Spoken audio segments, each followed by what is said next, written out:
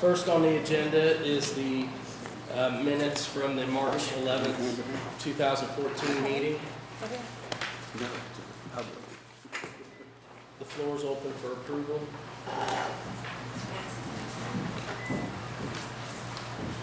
I move we approve the minutes from the March 11, 2014 meeting. Holly Maxey moves to approve the minutes. Is there a second?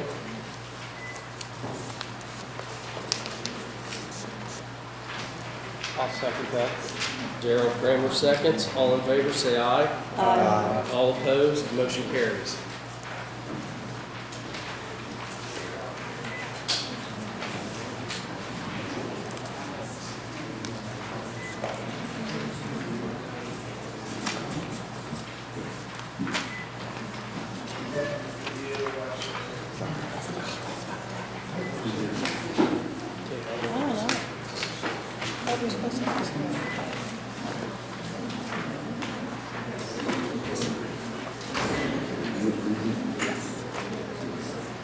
I first, Darrell second. I motioned, Darrell second.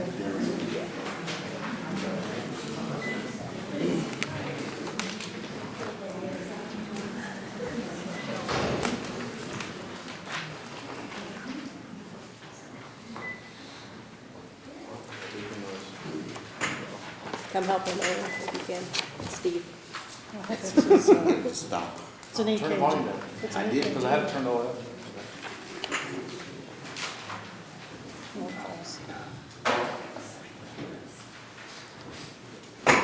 Do we have our library insurance person? Then give me a place to sign. Yeah, I think it's back there. Yeah, Oh. I've got it. Oh, okay, wasn't on the Right. agenda.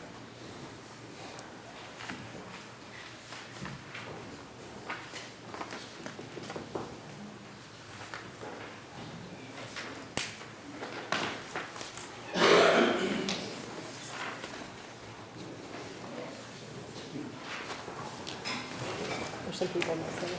Aaron, you're missing. Slide your over. It means on the second page. I think. There's another page back. Yeah, he's on the second page. Well, then, Lucas Link.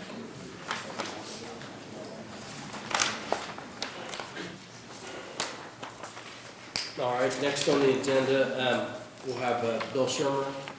If you want to speak. I just wanted to quickly address you guys while I had you all in the circle and mention, I think I did drop something off on your desk there or on the counter. In regards to that program called Transforming Your Local Economy, it's put on by ISBDC and the Purdue Extension Office, the Chamber of Commerce, and Franklin County EDC is involved in helping coordinate that program. It's Thursday morning, and I didn't see a lot of your names on the list to RSVP. So if you get a chance, or if it's of interest, or if it's something you still have, I just wanted to kind of throw a reminder out there because I was up to Jeff. So just wanted to let you guys know. Thanks. Thanks.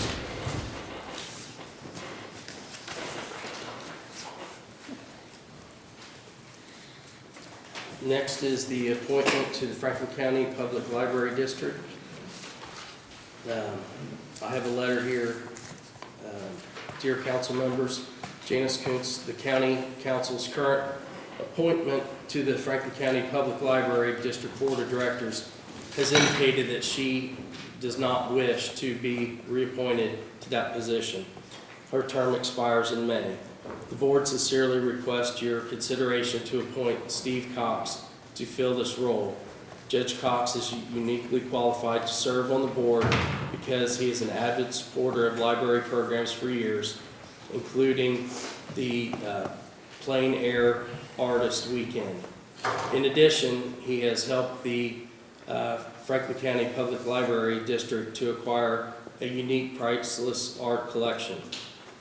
Presently, all library boards are studying ways that their programs and facilities can better serve their communities in the 21st century, yet remain financially sound.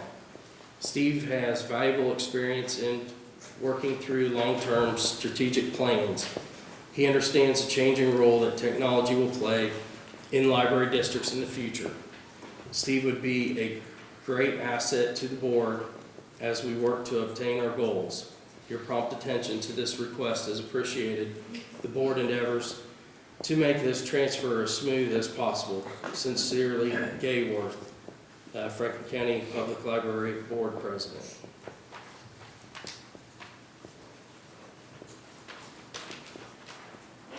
So I guess it's up to council to nominate someone for the Franklin County Public Library District. Is that something we should advertise, or, I mean, other interests? Yeah, just asking. It's up to council, whatever they want to do.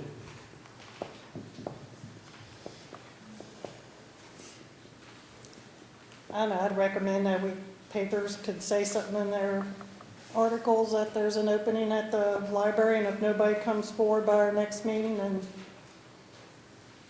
take Mr. Cox under consideration, and that's how I feel. What's everyone else's? Is that a motion or is that? Anybody want me to make a motion? I'll make a motion, and that we let the newspapers put this in their articles, or make it known that there's an opening on the library board, and if interested individuals want to serve, they can do so by contacting the county council. Other than that, if we don't hear anything, then we'll do it at the May meeting, or we have a meeting at the end of April April, 22nd, something like that. at our next meeting. Okay. Becca Oglesby has motion to advertise for the open seat on the Franklin County Public Library District Board of Directors. Is there a second? I'll second that. Gerald Kramer seconds. All in favor, say aye. All opposed, motion carries.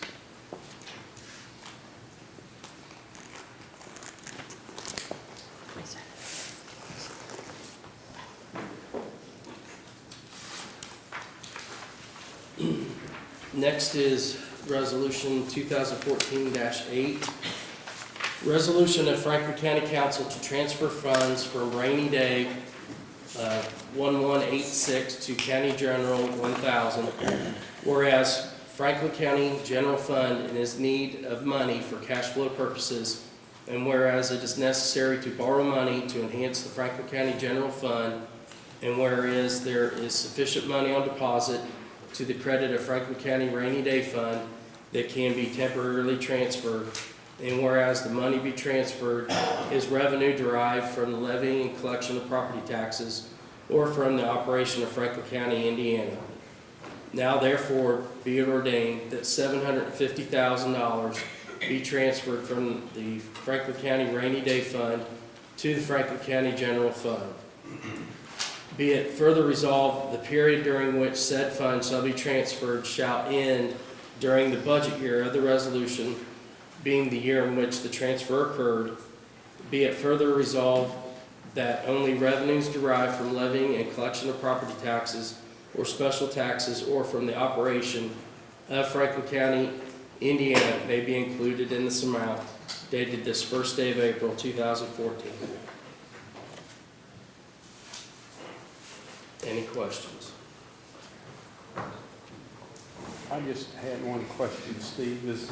Is the terminology of transfer of funds correct, or should it say a loan of funds? It's always said transfer, Is as it- far as I remember. Is that right, Holly? It's always said that, I don't know if it's Is that right, the but way it's it's always worded? said That's that. how, Yeah, it's been worded. that's the wording from anything that I've located before.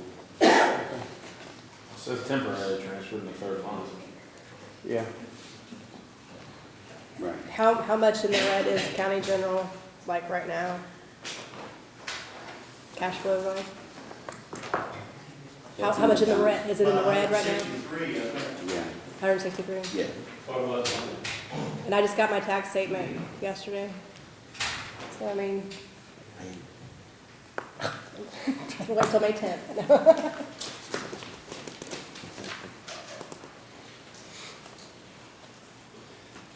Motion to accept resolution 2014-08. Darrell Kramer has moved to accept resolution 2014-08. Is there a second? Second. Becky Oldesby seconds. All in favor, say aye. Aye. All opposed? Motion carries.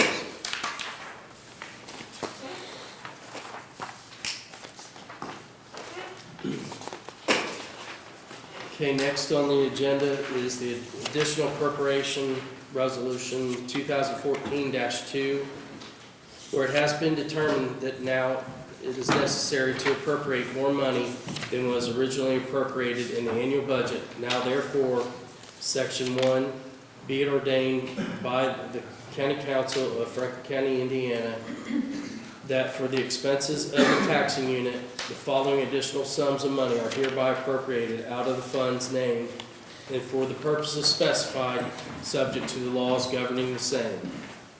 County ID protection, other services and charges, $8,242, for a total for county ID protection, $8,242.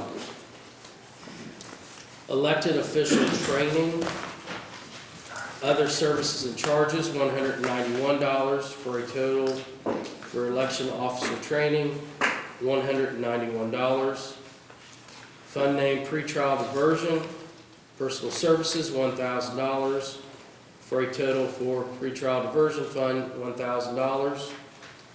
For prosecuting attorney 4D, personal services, $680, in capital outlays, $960, for a total for prosecuting attorney 4D, $1,640. Fund name clerk title 4D, personal services, $1,350, for a total of clerk title 4D fund, $1,350. Fund name CUMCAP development, other services and charges, $1,750, for a total out of CUMCAP development, $1,750. Fund name law enforcement, supplies, $5,000. Capital services and charges, $10,000. Capital outlays, $5,000, for a total for law enforcement fund, $20,000. Fund name 4D incentive, personal services, $10,000. Supplies, $2,000. Capital outlays, $5,000, for a total for 4D incentive fund, $17,000. Fund name 2015 reassessment, personal services, $31,562. Supplies, $2,000. Other services and charges, $17,524, for a total out of 2015 reassessment fund, $51,086. Fund name Cadget certified shares, personal services, $106,663. For supplies, $167,439. Capital services and charges, $258,507, for a total for Cadget certified shares fund, $532,609. Adopted on this first day of April 2014. Any questions? I have one. I can just talk from here, okay? The county ID protection fund, $8,742. I believe, am I in control of that fund? Because I don't think I ever gave any approval to take all $8,000.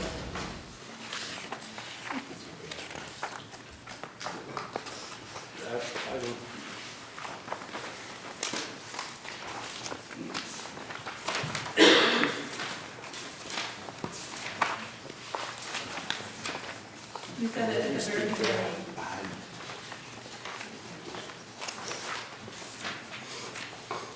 I think that was the total that we had in the advertisement. Those of these additionals are Yes, signed by you. that is okay. Not for $8,000. got That would be the whole 4,000. balance, that's the whole balance of my fund. I just signed off what was taken out. It's dated December 16th, 2013. Well, you didn't have any in, Well, I think they should be knocked off. You can't do something from 2013. It's date and filed January 3rd, 2013. 2013? Yeah, did you do that right here? that should be 14. I'm just saying that.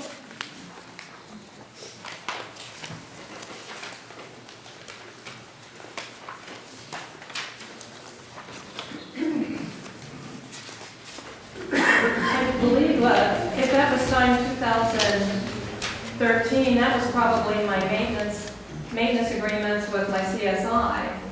That's what I paid out to my company. Because I can take part of it from that county ID protection fund, which I believe is just my fund to use for redaction of instruments. And I believe there was, that was a claim for, to pay the bill. So your software hasn't been paid yet? Or it has? This year it should have. It should have. Yeah, I believe it did, 'cause- well, no, it did, because I didn't bring those papers with me, because I've got them down in my office if I never get them. So neither one of these should be in here is what you're saying, Pam, or one of them should be in here? Or none of them should be in here? These two additionals, neither one of them should be in here? If they're dated 2013, no, the ones for this year have been paid. Yeah, I don't have a problem knocking them out. Because it is $8,242. I'll be right back. There's a January 15. From 2013. So have you not paid it? I thought it came Don't out. ask It's us. been on my file. The auditor's office. Yeah, but she should know if she's sending the bill. Commissioner should know that. Don't you remember every claim you signed?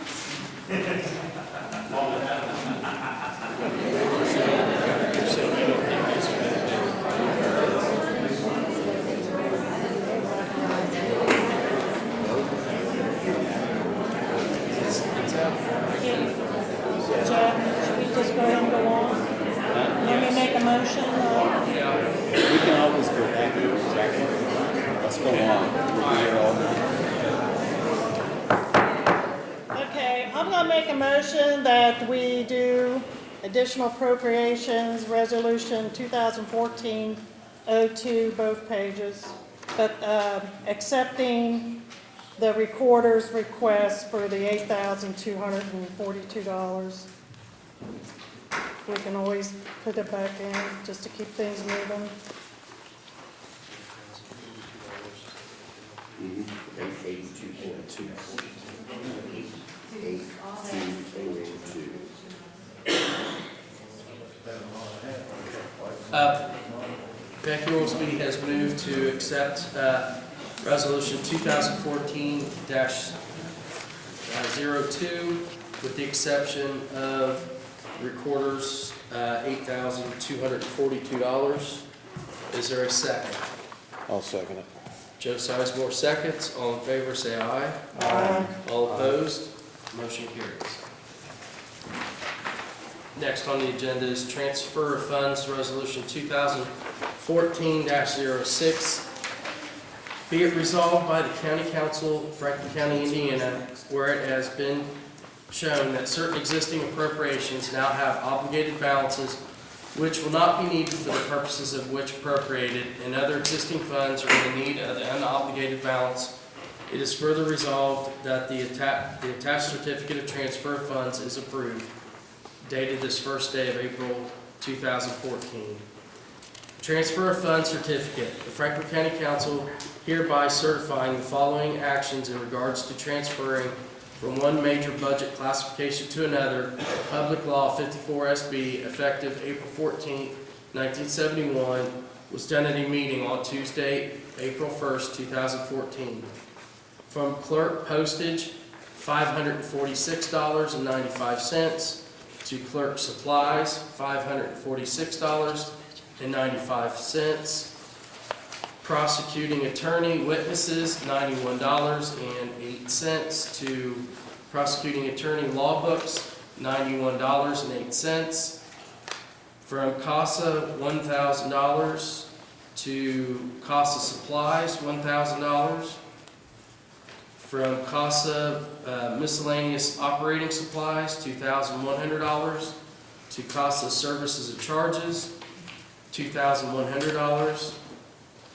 And that such transfers do not necessitate expenditures of more money than was set out in detail in the budget as finally approved by the State Department of Local Government Finance.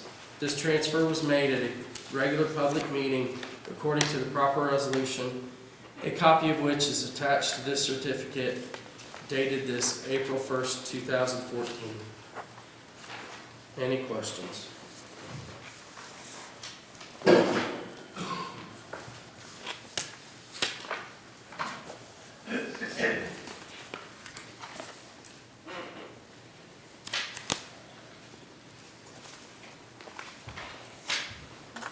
I make a motion that we accept the transfer of funds certificate.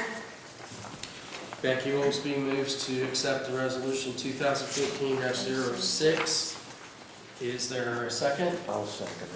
15 seconds. All in favor, say aye. Aye. All opposed, motion carries.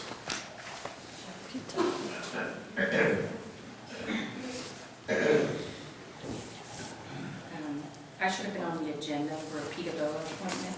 That's my fault. Okay.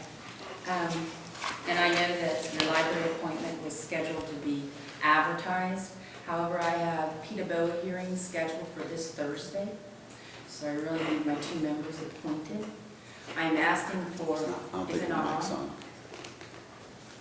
I don't know how to turn it on right now. Can you hear me? Yeah. Now it Can is. you hear me? Bring it Get a down little to closer. Okay, now There you you hear go. me? Okay. Crystal. This Thursday and Friday, I have Peter Bose scheduled, and I'm asking for Bessie Edwards, who is a Democrat, and Becky Saxtetter, who is an employee of my office, who is also a Democrat, to be appointed by the council. Now, commissioners have already appointed 3 members. I have a 5-member board, and they appointed Claudine Rader, who's a Republican, and it's Nellie Peggy Oh, Glasscock. Took me a minute to find what we call her. She's a Republican, and then they also appointed Janice Kuntz, who is a Democrat. This will be Becky Saxtetter's last year to serve, because they changed legislature. As of July 1st, I will no longer be able to have her sit on the board, because she is a staff member. So, but the reason we appointed Becky was because I need a level 2 on the board, and it's kind of expensive to hire people to come in from other counties. So that kind of saved us money. She's free. We already pay her salary daily, so if you could appoint her, I appreciate that. If you have somebody else that you want to appoint in Bessie's spot, that's fine. I did hand this over to Steve about 2 weeks ago, so I don't know when you get your notes for the meeting, but if in the future you want me to give it to you earlier, like the first of the year, that would be fine, but I really kind of need it appointed tonight. Same people we appointed last year. Yes. Yes. And like I said, we appointed Becky because it saved us money on the level 2. And Bessie has been a member of the board. I kind of inherited her. She was there before I became assessor. So she's been on the board for many years and serves well. I'll move to approve the appointments to Peter Boa. Aaron Leffingwell has moved to reappoint Bessie Edwards and Becky Saxtetter. I'll second. Joe Sizemore seconds. All in favor, say aye. Aye. All opposed, motion carries. Thank you. I will tell you that the legislature changes July 1st. Our Peter Boa appointments are going to have 3 meetings, and we'll be done before then. So, thank you. Janice Coons was a Democrat.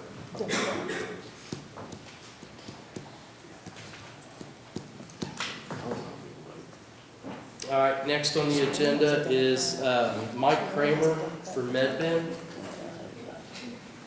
Go ahead. What's that? Go ahead, Jeff. What, I mean, Is there gonna be a presentation or? Not that I know of. You're just here to answer questions. That's my understanding, yes. I got a question for you then. Sure. The county as employer pays in, and so do the employees pay into the self-health insurance. My understanding it's about $80,000 a month, with about a little over $5,000 for administrative fees. Is it possible if the self-health insurance fund, is it like 1.5 million? If My we- understanding about, and again, these are things that are in-house, I don't have administration of, that your fund was at about 1.186. And that's the projection of our claims and administrative costs for a year, within about $20,000. My question is it possible if it's healthy, like say if it was 1.6, are we able to not pay in? I know you need to be paid your administration fees, but is it possible not to pay in as, the rest of To the answer amount? your question, the number, I've been told a different number than what you've been told, but regardless, the purpose of us setting up this fund was for our own purposes. There's no other reason except for stability to the plan. So unlike other counties, we weren't in a position where we had something happen as we are today, and we're making very quick, drastic changes to the health plan just to accommodate that. So we have this fund of money that's set up for rainy day, for lack of a better way to put it, but for stability. And the purpose then is in my understanding is you're already doing what you're asking me, is that you can draw your fixed cost and your claims cost out of that account. And we had discussed doing that for a couple months until you guys stabilize your situation by whatever means you need to do to stabilize that. We had, as a target, tried not to go below $1 million in that fund. Does that answer your question? Okay, so you must have been talking to the commissioners about this? I do on a regular basis. Right. Well, that's what I was trying to get at. If we're at a healthy number, that the county could save money by not paying in its portion, and maybe even the employees. I know you have to be paid your administration fee, but the rest of it, can we back off of that and save the county some money? You're It's a contract. putting in, no, you're putting in, the fixed costs and your claims have to be paid.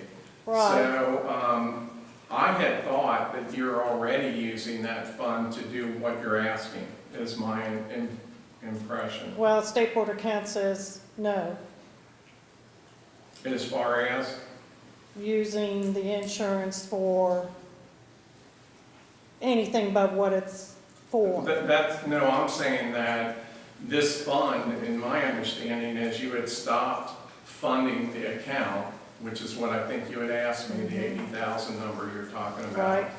And using that fund to pay your fixed costs, which are, the expenses, and claims cost. And I thought you're already doing that for this current month, certainly, meaning March. Mr. Wilson is standing up there. I think what you're talking about is health in the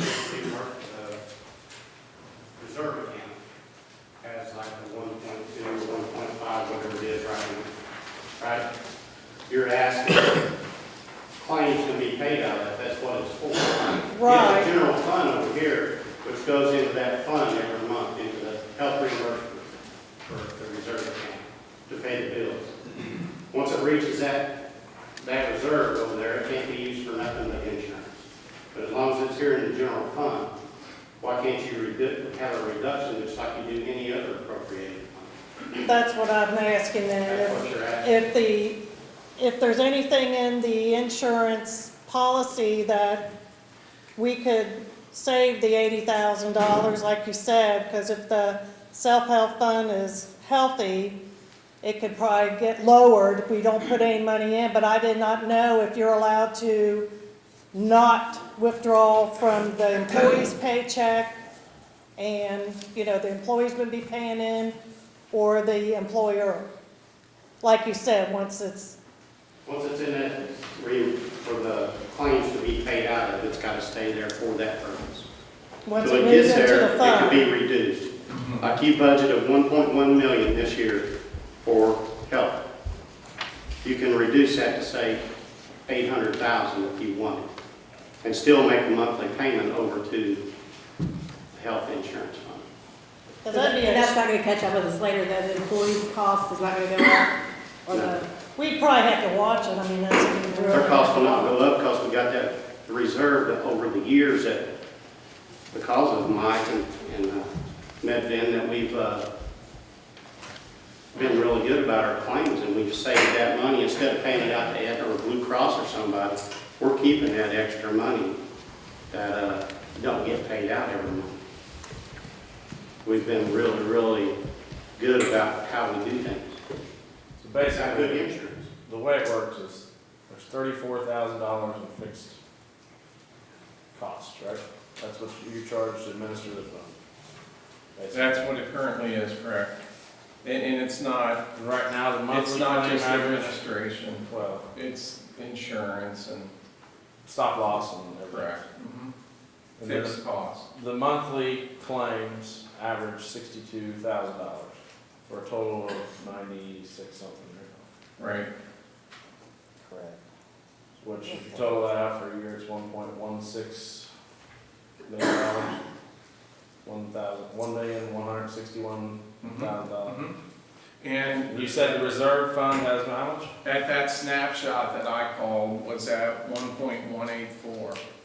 So we're really right at that number, within about $20,000. The other thing that it protects us from is our maximum exposure, like Tom was talking about. When we had Blue Cross or Aetna, you pay a maximum cost fixed, and you pay that monthly. We had decided to, let's take that risk on ourselves and not pay that insurance company that retention. Let's keep that and build up a reserve. That's what we did, because we felt we had better experience than they were giving us the benefit of. And that's what enabled us to build up that reserve the way that we did. But we still have, in a worst case, we have that exposure, which is larger than the 1.1 we're talking about. So that also protects us against that as well. And so that's a reason why we don't want it to fall below, we have been trying to keep it at $1 million. Is the stop loss only per employee, or is it on a total loss? There's an aggregate coverage as well, and then that aggregate coverage is on a rolling monthly basis, so it even protects us cash flow wise, so we don't have to go down in any given month. How does that aggregate work? In other words, is it an average of the last so many months, or how do you determine what? Now, there's a set amount that, there's aggregate factors per employee for single and family coverage. And so those factors are on your current census. As your census changes, those factors allow that aggregate cap to float up and down, like the reports I was giving you. So it's based on the type of plans that we have out there, and the number of plans that we have. Yeah, out there. and interesting enough, we typically in April have a mid-year meeting. And that's when we get away from the numbers, or at least the renewal part of the numbers, and try to sit down and evaluate our plan, look at what we want to do differently, what we can do more to save costs. And, for a long time, we were at a $250 deductible, and then we moved to a $500 deductible. And we are really benchmark-wise way behind the times in what we provide. And that's just a decision that you guys make on what plan you want to provide to your employees, and it goes into total compensation. So, You say behind the times as in our deductibles are low? yes, What people are paying? very low. Yep. Just as, I'll present, I only have one copy, but I'll present it to you, just,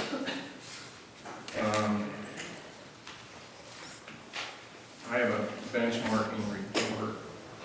If you guys want to take a look. The thing that we're really far behind on is the deductible. Right now, and that benchmarking information takes into account the size of your company, the industry you're in, it's very specific. And probably up to 2008, $1,000 deductible was the standard for the longest time. It seemed like everything went from $250 to $1,000 really quick when everybody tried to save money, but then $1,000 was a barrier. Nobody wanted to cross that.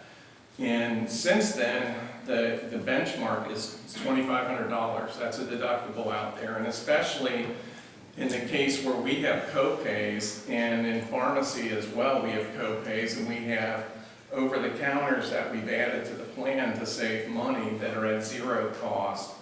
We really have a rich plan for the employee's normal doctoring. It's all co-paid and it doesn't apply to the deductible. So, you know, my thoughts are is that this might be a time where you take a look at the plan design itself, because if you're in a position where, you know, at one time, I was told, you know, that it's something that, well, the employees can't afford higher than that, and I appreciate that, but. Because we're when one you- of the lowest paid county elected officials and private employees. But with that, if you're to the point where you're laying people off, then that might be a thing to address as well, is my point. And that is the type of things that we evaluate at this mid-year meeting, where we have information.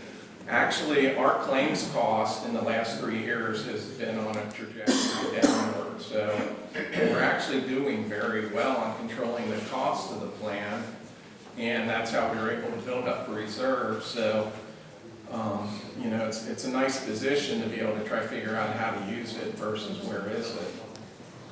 2015, how major change is that going to be with Obamacare and all? The major changes happened this year.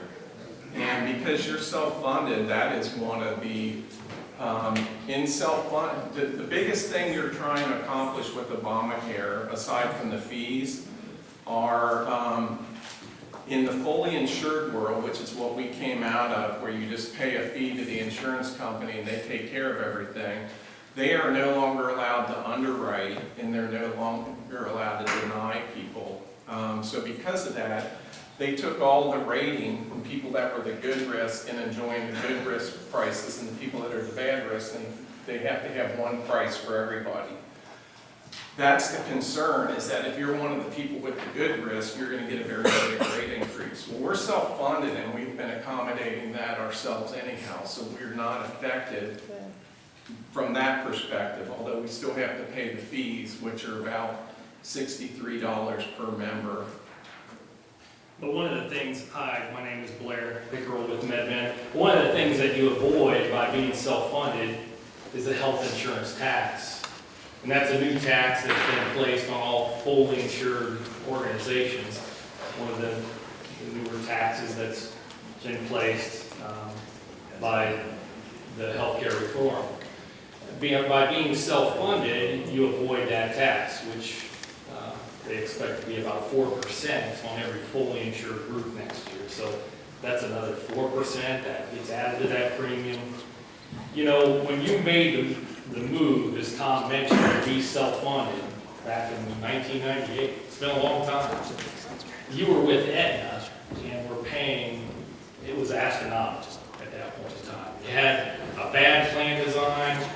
We were able to move that back, put in great deductibles for everybody, keep the deductibles down, but also those savings that you were able to generate over all those years was what you have in your reserve today. And that allows you to be able to offset for these types of situations without even really having to do anything with your plan design, if you don't want to. I mean, that's the benefit that you you have by being self-funded, is you can dip into that reserve when you need, to pay for stop loss premiums, to pay for administration costs, to pay for claims, all at the same time if you want. That's the benefit that you have by being self-funded. Where if you were fully insured, you wouldn't have a reserve. There wouldn't be anything to dip into. So that's the advantage by setting up this reserve and by being self-funded. And that's what Mike and I have been able to do with many organizations, is help them set up a reserve to be able to have for these types of situations. So if you have a really bad claims year, you don't have to change deductibles. You don't have to make a snap decision and change deductibles. You have that reserve to offset those hairy years. Does that make sense? So a prudent amount for us to have in that fund would be about 1 year's worth of expenses? You know, Yeah, the 1.1 that we talked about, yes. yeah, and that really, it gets back to a comfort level. What you're comfortable with, you know, everybody has differences of opinion of what they want in a reserve. To have $1 million in your reserve, that's an excellent position to be in. Sometimes you need to dip a little bit lower and then catch up in years to come. I mean, if that's what you have to do, then you have that opportunity to be able to do that. Some counties have zero. But if we don't have, The majority of it. if we don't have the money in county general or somewhere else to pay out those claims, and we did run into a problem with a large number of influx of claims, we need to keep as much in the health reserve as we can, correct? That's correct. I mean, there's no, it's a rule of thumb, kind of what you're comfortable with. There is no law that says you gotta keep $1 million. But what I'm saying, what Becky's question is, if the projected claims are 1.1, and you're putting 1.1 in there from this year's budget, and you reduce that to 800,000, you still got that reserve of 1.5, plus you got $400,000 in a CD. That's how we got in the position that we are now. We're overspending our revenues right now, and that's why we're in the position that we're in tonight. So you So for us to dip out of the county health reserve when there's only, the reserve is only $22,000 over what the projected costs are, is not a comfortable move for me. It's, you know, you're not getting the point here. There's still gonna be And there's still money $100,000 go into there. So if it's 1.1, you're what, $300,000 difference, so you're gonna take out 1.5, that's on cash, not counting the CD. You're only taking it down to 1.1. You're still over $1 million. That's what it's getting at, to not lay anybody off, to help us get through this year. And I do think it is kind of a contract between the employer and employee, that's why I brought that up, whether it should be in a, I don't want to break any laws or anything is what I'm saying. You're not. Whether we can, like you said, take 300,000, but see, I want to be fair to the employees, whether we can do that. Their claims will still get paid. Well, I know, I mean, Claims get paid, but their funds going in on the transfer is their money. Still, yeah, it's used to pay the claims. Sure. Claims will still get paid. Yeah, you've got over $1 million already set aside. What you're really asking is, could we reduce those premiums? Yes. That's So what you they're have asking. the county general. right. It's still in the general fund. It ain't went over to Okay. the health insurance fund yet. Right. So as long as it's still in the general fund, it's under their control. But Tom, I've been in meetings with these guys with you before, and, I mean, every year's different with claims, right? I mean, some years, I mean, It's projected. It's there, Yeah. to some degree too, to protect us, not just against you're having a rainy day. The health insurance plan having a rainy day, to what you're saying, Aaron, that if the health insurance plan has a rainy day and we actually go to our maximum, it's more than this 1.1. And that reserve's there to cover that if you have an over budget situation with the health plan too. So we kind of have both of those. Does that make sense? Okay. And just, Well, one thing that we're trying to protect against too, and I'm not in the middle of that part, I really just want to be helpful, is Ripley County and Ohio County, they have single-only coverage because they've run into these issues without, and we don't represent them, but they've run into these type of issues and they had no reserves. So the first thing they had to do was cut out all dependent coverage, which may cut their cost to about a third of what it was, and now that they haven't grown out of that. So that's all they offer. And those are the things we've been trying to avoid with this. I got a question for Tom, or somebody. What's it cost you to fund that insurance per year right now? The estimated projected cost is 1.1. So let's say you just put that at zero, you didn't pay nothing into it this year. And you've already got over $1 million set aside for an emergency. It's not safe to cut it to zero, but you could. You could, If council wanted to do that move. Yeah, you could, and then next year they couldn't fund it, and then, like Mike was just saying, you may have to cut, just insure the employee. The worst case is 1.8, just for the record. Worst case. Yeah, so, we could have to come up with $700,000 in any given year. That's where the fixed cost in the cap on the aggregate of what claims we're responsible for is at 1.8.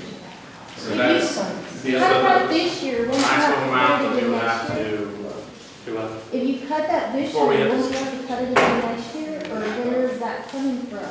Comes from county general. before the Well, stop but loss is if kicking you in don't get an increase in that, $750,000. then where is? yeah, that they've extra always been running a lot better than their $200,000? cap on claims. That's, Huh? They would have to fund and it. we outgrew what we're able to save because of that. So at one point, the maximum was what we were spending before. As that grew, we leveled out what we were spending. So now our reserve is more protecting us against that than us building up our reserve because of that. Our reserve has stayed pretty much the same for the last couple of years. We haven't been putting any more money in reserve.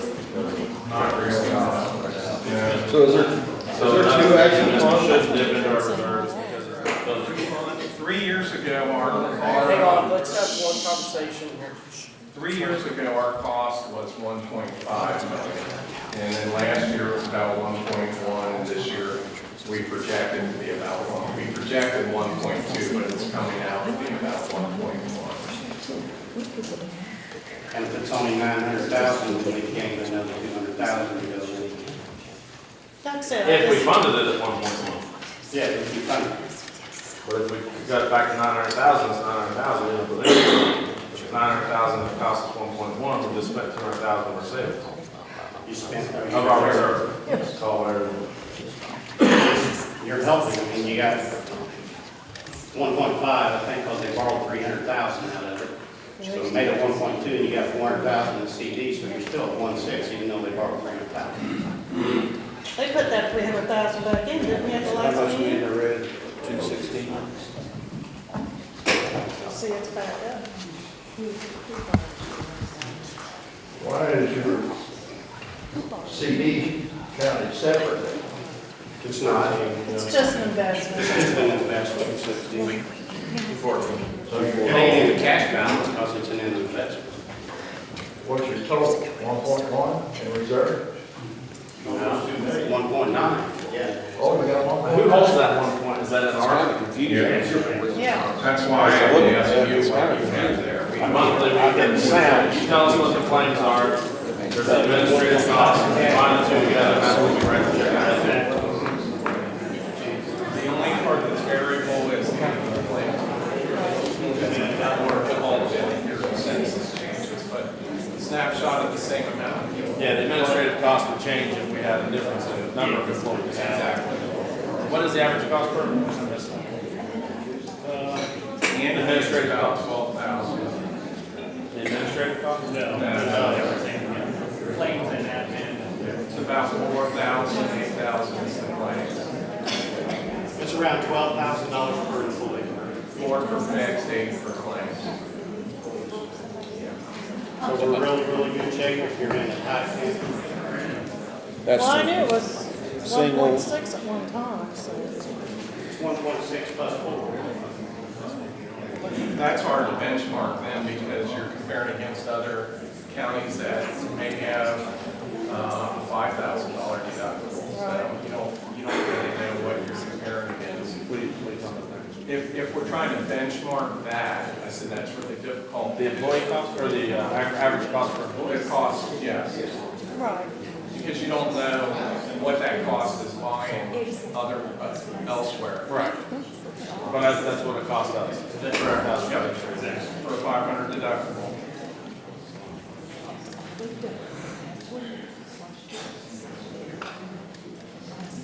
Thank you for coming. Oh, my pleasure. Thank you, Mark. Thank you. Now, I really don't care what the planning board of council says, that's just an opinion from them. I don't have a problem doing it one time. If you talk to 10 different people, everybody gets 10 different answers.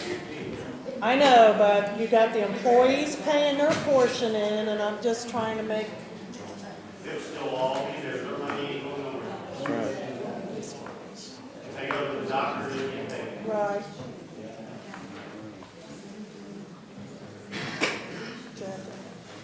Yes, sir. Yes, sir.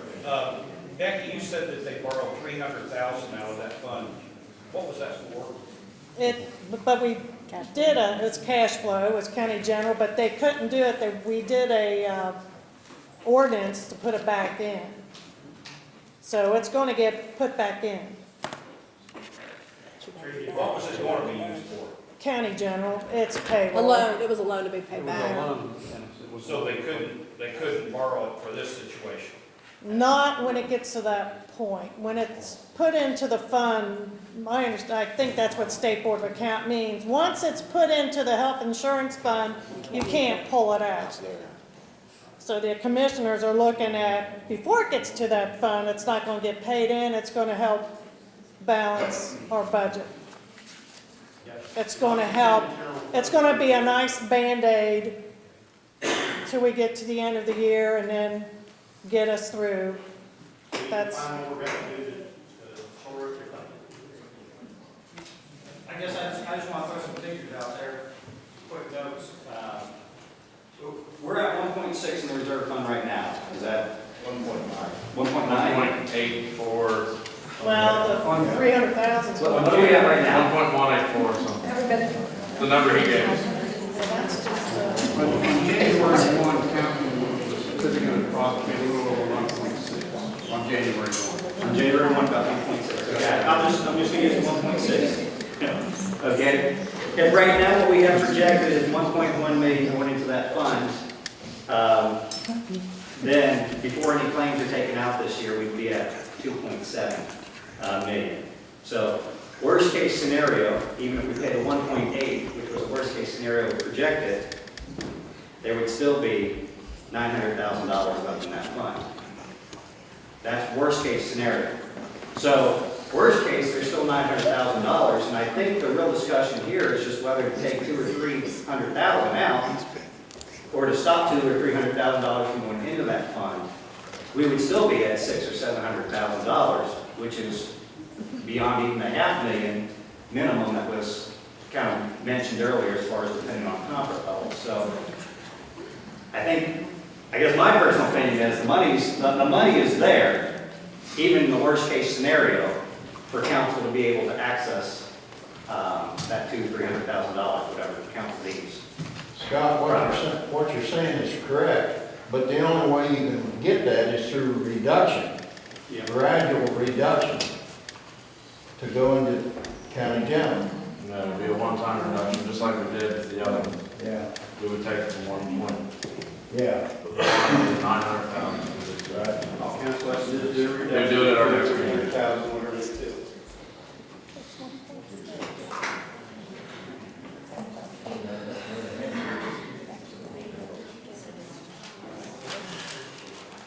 I got a question. If employees are paying into that, do you have to ask your employees if they agreed to do this? It's the county's portion being paid in. Huh? It's the county's portion being paid in.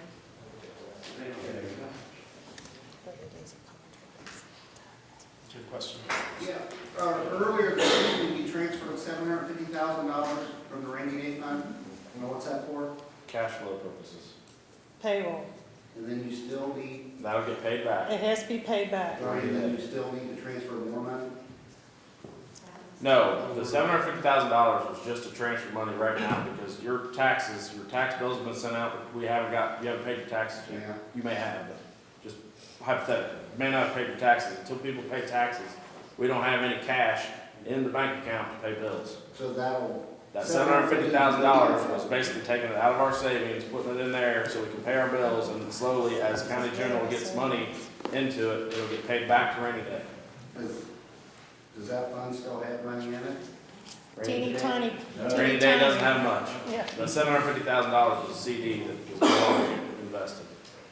But that will be built back up. It will have to be paid It's back, gonna have to be paid back before the end of the year.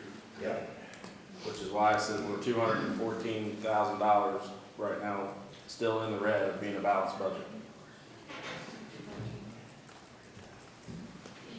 You got that insurance money, right? My opinion on the insurance money is that it's all well and good to move that money this year, and we may be able to do it. But the end result is still the moves that we made on that first reduction and additionals were simply accounting moves. It was money that was not spent in Cadget this year, and the money that was not spent in Cadget last year was our contingency fund. And we cut that in the reductions from Cadget. That was one of the biggest cuts that we did. So that money's not gonna be there to roll over next year. Every county employee or county office has cut their budget to bare bones. The amount of money that we're gonna roll over from next year, or from this year to next year is maybe, on a good number, maybe $100,000, I doubt that much. if that. We're gonna be $500,000, at least, $500,000 in the red next year, from the very beginning of budget hearings. Moving $200,000 this year is only gonna fix. I was gonna something. wait till he was finished and then we can get through. Are you finished?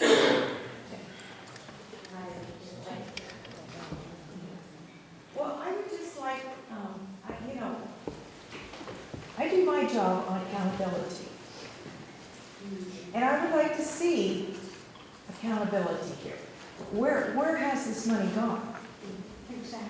We've overspent. All are interested in accountability. It's council's fault.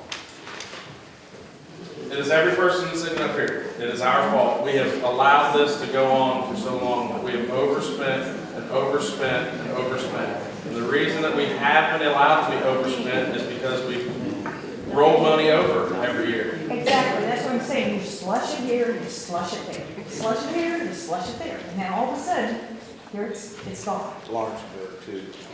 Oh, I know, we're here in Franklin's now. No, it's total $374,000 we lost from Lawrenceburg after budget hearings last year, put a $374,000 hole in our budget. So you spent that before you had it. No, we didn't get it. It was figured into our, no, we spent it every year up until now. It was when we did the budget hearings, we were assuming that we were gonna get that check again this year. Well, that money that was, when it was first given to the county, never should have been figured into the general fund to pay for gas and electric and lights. But you didn't know that. We all hoped that money would continue forever and ever and ever. Okay, like I said at the last meeting, what it was, and council at its, was trying to do what was best, but it kind of backfired. They froze the budget. They froze it and didn't take into account inflation and everything else. So when they froze it, we didn't grow with inflation. So that when all these office holders brought in bills, it started eating up. And like I said, their intentions were good, but it bit us in the butt, and that's where they're at right now. You're right, we'll probably have to, but see, like I said again, and I know you don't want to hear this, but we will have to do an appeal to raise our rate on taxes. We are the lowest size of our county, the lowest paid employees, the lowest paid elected officials, and our tax rate is one of the lowest. Well, I agree. I mean, we've been riding a sweet ride, but it kind of now, I've been employed for 8 years, and I feel like, I'm not asking for more than I'm worth, but I feel like I give more than I'm worth. And I think the people that are really good employees do that. And I'm not here to scream and rant and rave for a raise, because I know that's not possible. But, we need to hear, where this 1.5 million is coming from. We have not been grabbing and greedy and saying, give it to us, because we haven't. We just doing our jobs every day. And God bless us, I know in the clerk's office, we do 150%. been there, done that. And, it's just that, we get so fed up You with do. the same old rhetoric. And it's time for it all to stop. If we're gonna get back on track, if we're ever gonna do anything right, then why do people need insurance that are only, trustees? There are more places to cut than cutting the people that give it all every day. And that's all I'm saying, is, I'm sorry, I have to speak for the clerk's office, because we do, we give it all. And I'm sure many of the other offices do too. But to sit here and say, we've got to be accountable, well, so do you. That's where it's at. We all have to be accountable, we have to be honest, and if we're gonna gain anything, we have to be on the same page. Harmony, not diversity. And that's where I'm at. Amen.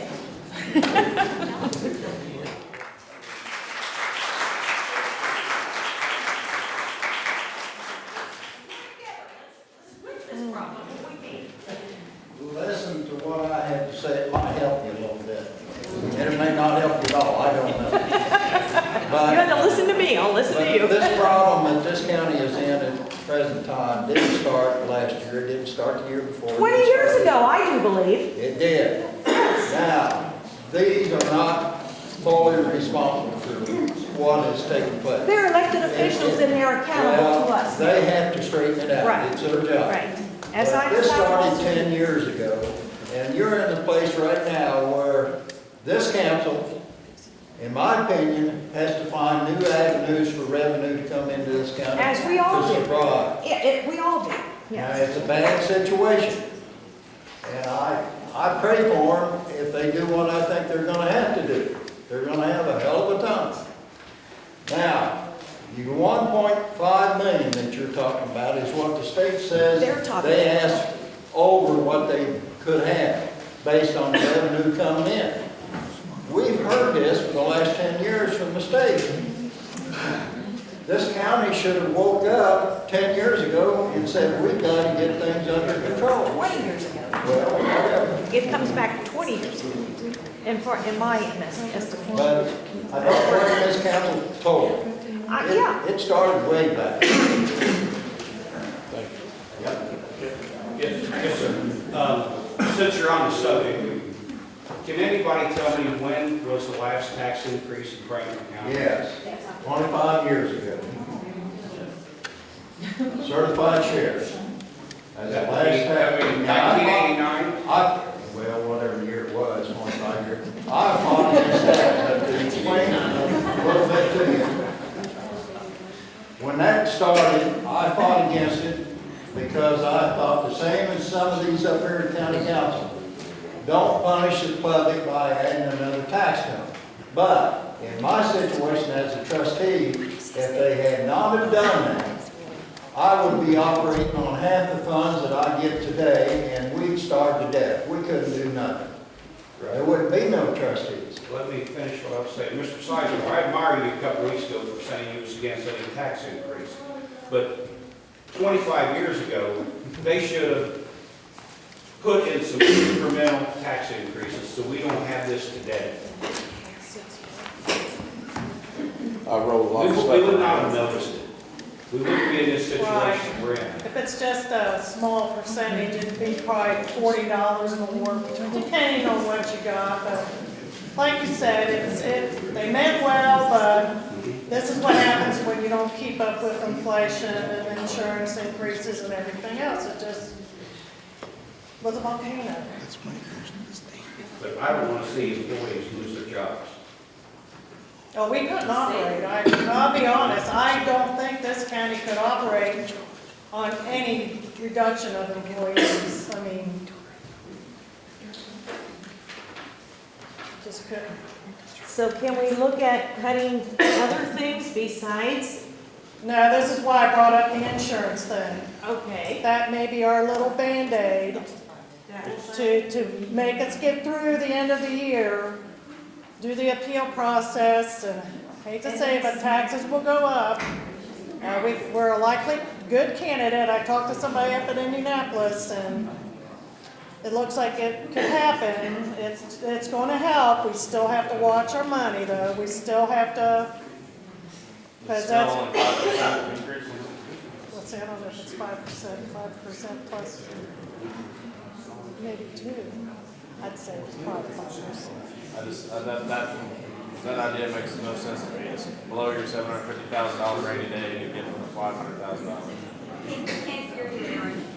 I said that idea makes no sense to me, to blow your $750,000 rainy day fund to get $500,000 of revenue. Okay, let's go. But that 500,000 is each year. No. No, it's a one-time shot. It'd still be going up though, because you'd hit that, then you'd be adding on the growth portion every year. That's the mistake that's been done.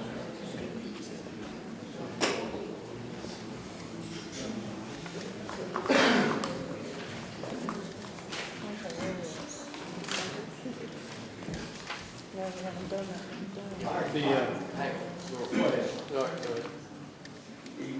You sound like you're close to getting what you call a Band-Aid fix for this year, but next year looks pretty bleak. What are you looking at doing as far as next year?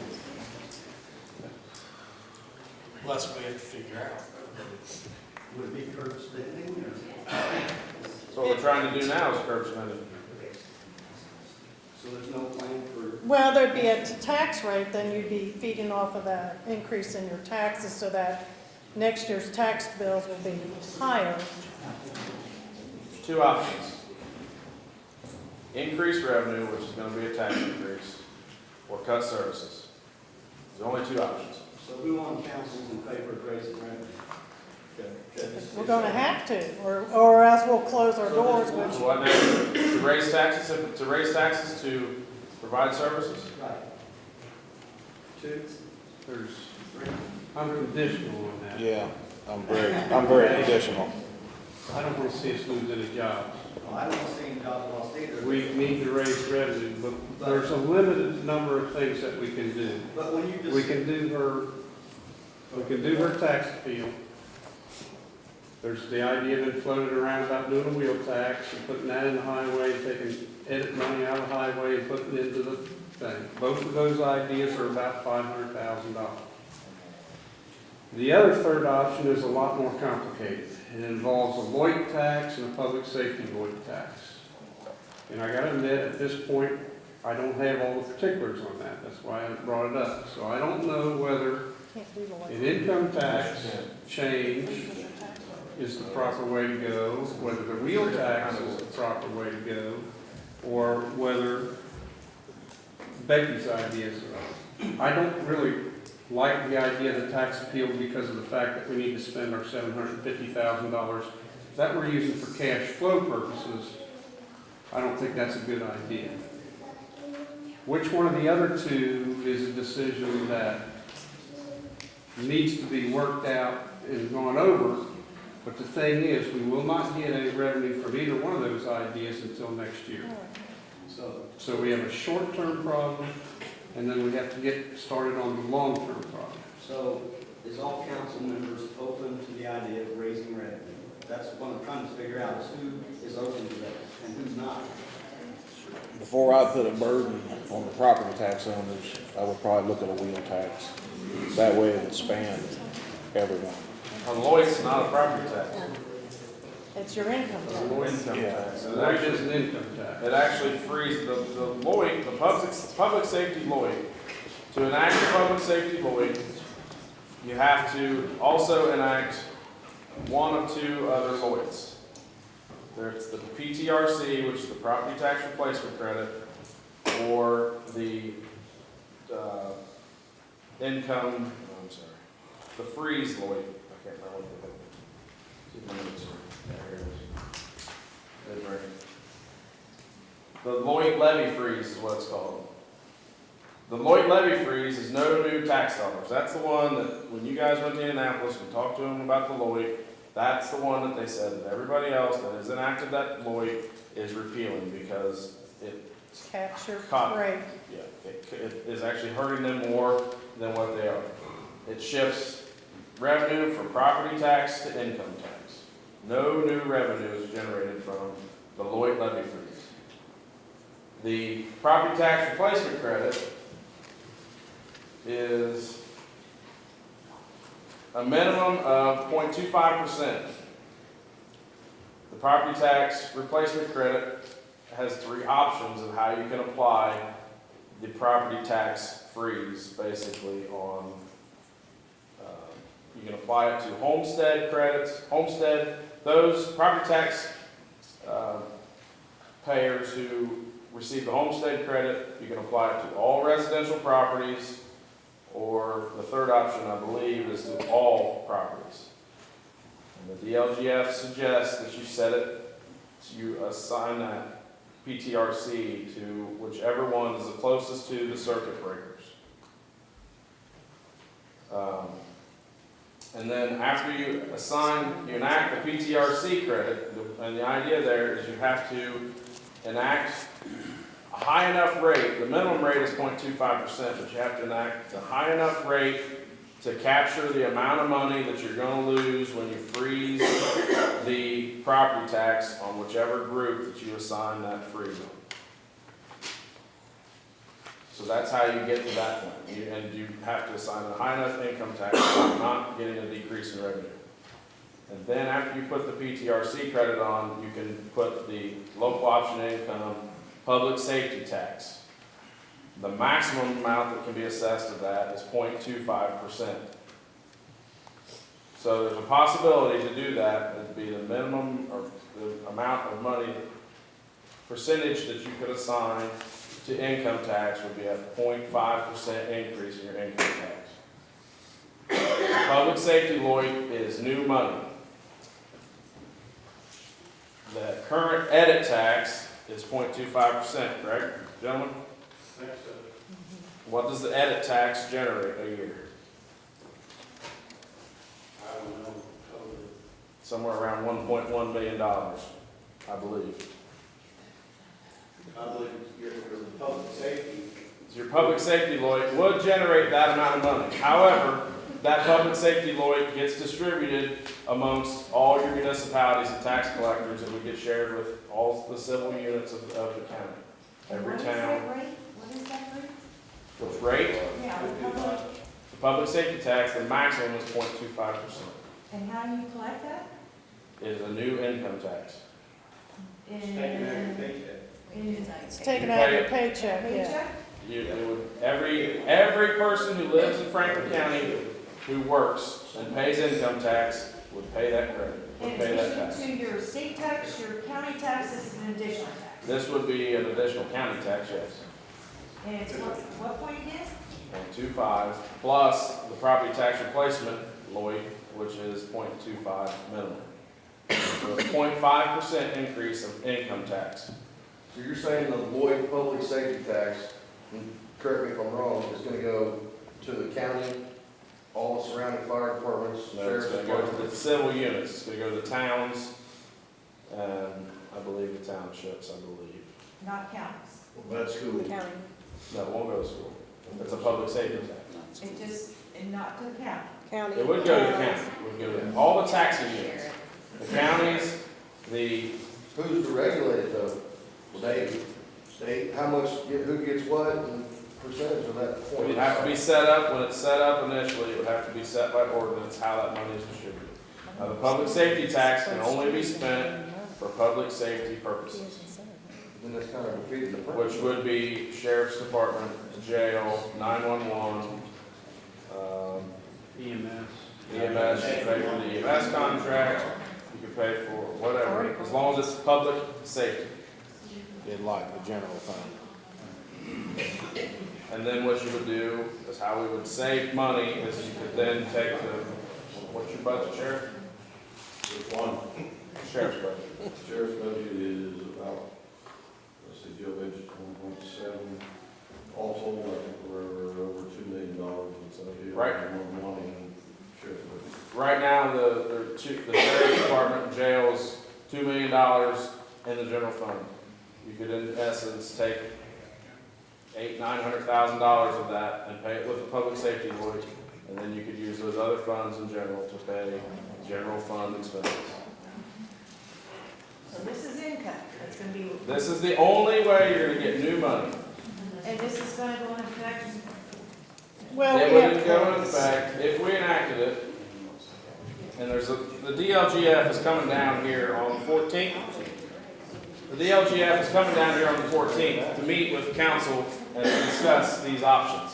I just talked to them on the phone and asked them and got these questions answered myself before. The deadline to enact it is August 31st. The rate would go into effect on October the 1st. We wouldn't get any revenue until 15. Basically, that money would go into your bank account. October 31st is the absolute deadline to enact any of these Lloyds. And if we enact it October 31st, we receive the revenue January 1. And income tax isn't like property tax, it's a monthly payment that the county gets. So $5, it would $5 actually a hundred. help us in cash flow purposes. And this revenue, is, sponsored by whom, or is the state legislature? We would have to do These an have been ordinance if in- we agree, and then it's given to the It's state, and then local. it's enacted, yeah. It's enacted by us and the commissioners. Okay, If we choose to go there, if you choose to go that way. yeah. We gotta look at everything, because Right. my feeling is if we do a tax increase on property, you hit everybody. Whoever owns real estate, whether it's a campground, it all goes up. There's a whole lot of people that live in this county that don't pay property taxes. Well, and that's Yeah. the individual. What happens with individual tax? You know, can't we? Well, then when you say income tax, But not everybody pays federal individual Indiana income tax. well, if What there about are just a head tax on entitlements, I people mean, that there's are nothing living you can tax-free? do. Yeah. You can't do They're that. living off our money. You can't do that. You can go talk to state legislatures and enact other funds like that. There's only a certain number of taxes that we can work with. Well, that's what I We asked. can't just create taxes out of the air. Well, that's what I'm saying. Who's legislating these taxes? These came from the state legislature. Just so Okay. we can put these in. These are the tools that the state legislature gives us. Okay. And these are, as far as I know, the only tools that we have left. State. Previously, previous councils enacted the casual tax and the edit tax. Tax. And these income taxes, or this wheel tax, or the idea of the appeal, to me, are the only known ways of increasing revenue On a local level. on a county level for county government. My understanding is there's about 20,000 vehicles in Franklin County. I'm sorry, 20 what? I believe there's about 20,000, my understanding is there's about 20,000 vehicles in Franklin County. And if we enacted a wheel tax, if you put $15 on a car, that would raise $300,000. If you put 20 on a car, it would be $400,000. And if you put $25 wheel tax on each car, it would be $500,000. So you're That would be considering each all year. of these options? That would be each year, you know, so. And you're considering all these options right Yeah, now? they're all being considered, yes. So I don't know what would be the easiest, you know, I mean, you know, the easiest burden on the taxpayer. I don't know what it would be, but those are all options, you know. Because the wheel tax will hit everybody that drives a car, Yeah, whether they own property or not. I got one to ask from Karen, I think he would know. Coin tax, I guess that's what you're talking about, you We have, that, we have an edit tax, we can't do a quarter tax. okay. Would you get that quarterly or monthly, or how would you get? Below it? Yeah, It's my interpretation, it's a monthly payment because the state collects income tax monthly. just like your certified shares. Right, just like that. That's my assumption. I don't know that for sure. I didn't ask every question. Yeah. Those were the main highlights that I asked while I was on the phone. I got a little piece of paper front and back that I was taking notes. So if you go on property tax increase, you get it every 6 months. Yeah, the property tax isn't gonna help the cash flow. Huh? Property tax won't help the cash flow for a while. We still have that same cash flow. Right. And then if you go on the wheel tax, you get a little, how often? Don't know yet. I believe the wheel tax comes in I further. would assume that would come in monthly too. It's just like excise tax quarterly. that comes off of your license plate. It gets collected off your license plates when you get your license. Every month, people have to renew. Yeah. What about the $3 million in Brookville? $3 million? $3 million in fee, you can hold it, but if you ain't allowed to use it, it's pretty much waste. The $3.2 million that we thought we had, Doesn't did we ever figure out where it all goes yet? Goes to all the funds. It I don't supports think all the funds. There's no investments. That 3.2 million supports all the general funds, the sheriff, the EMS, and, It's all the funds. money. yeah, it's all the funds, money, health department. So then why do we need 750 for the cash flow if we got the 3.2 million? We don't have We don't have 3.2. it. We don't have it. That's just what you said. We don't have it. We're saying that never existed. It never existed. Why? That's $3 million. Last month you It's had all, it. it's all, Last month you had working on, it's all operational money. Yeah, but there's not, how much of that operational money is general fund money? Right now. How much of that money is health fund money? How much money of that is reassessment money? How much is it? Well, that's where. Where's it's the got actual breakdown of where that money goes to? Your cash funds. Registered. So once it goes into deposit, now hang on. Once it's not on the cash flow sheet, right? Because once it goes into deposit, it gets taken off of the cash balance that we get monthly. No, No? no. The fund balance on the monthly statement Includes CDs. includes the money on deposit, and that's why there's $3.2 million that is in CDs, but it belongs to each of about 150 different funds that we have. And when there's a cash balance, and then there's the total balance. And if you subtract the cash balance from the total balance, that's the amount of money that fund has in that 3 point, whatever it is, deposit, certificate of deposit. I didn't think the So CDs you do were have on the cash. money. Pardon me? You do have $3.2 million in CDs. The treasurer does, yes. All right, so where's our But cash flow? they Where's the belong cash to, flow they belong to problem? different When funds. you It keep doesn't belong talking to about general. there being a cash They don't flow belong to general, Brian. Most of that money belongs to reassessment or health or park or everything else other than general. So how does Sharon use it? How does Sharon use it? If I have. She does use it. I had some CDs in, tell them all about it. I am in control of the reassessment fund, and we had some CDs invested. I had, my last one was $76,000, I think that got cashed in. Now, I'm unaware if that's in with the 3.2 that's invested into one big, is that one big CD? But if I needed money, then I'd say I need you to cash in my CD and give me money to run my fund. And I don't know how they do that, if it's all in one big one, how you use cash one, it's just 3.2 million. We want to know how this happens. We want accountability. We want to know how much money is in each fund. Go ask the auditor. Who's in charge of that? Right now, the county general is $214,000 in the red. I heard you say that at the very beginning. And why? Can you not give us I told you what, we've overspent. Well, but that's what I'm getting Exactly, so how and where? We want to know. See, I told you. That's, anybody can say that here, and I'm not picking on you, but accountability. Investigate, find out where this happened, where we stand in each fund. Is that not what we Well, all? I can tell you where, a lot of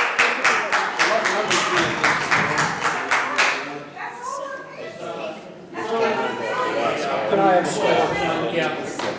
Give us an answer to all these questions. If you overspent years past, putting it into these funds, can't you pull it out of these funds, put it back in county general?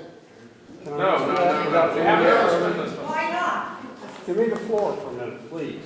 All right. Okay, right here is a list of all the different funds that the auditor has. Every month we get that.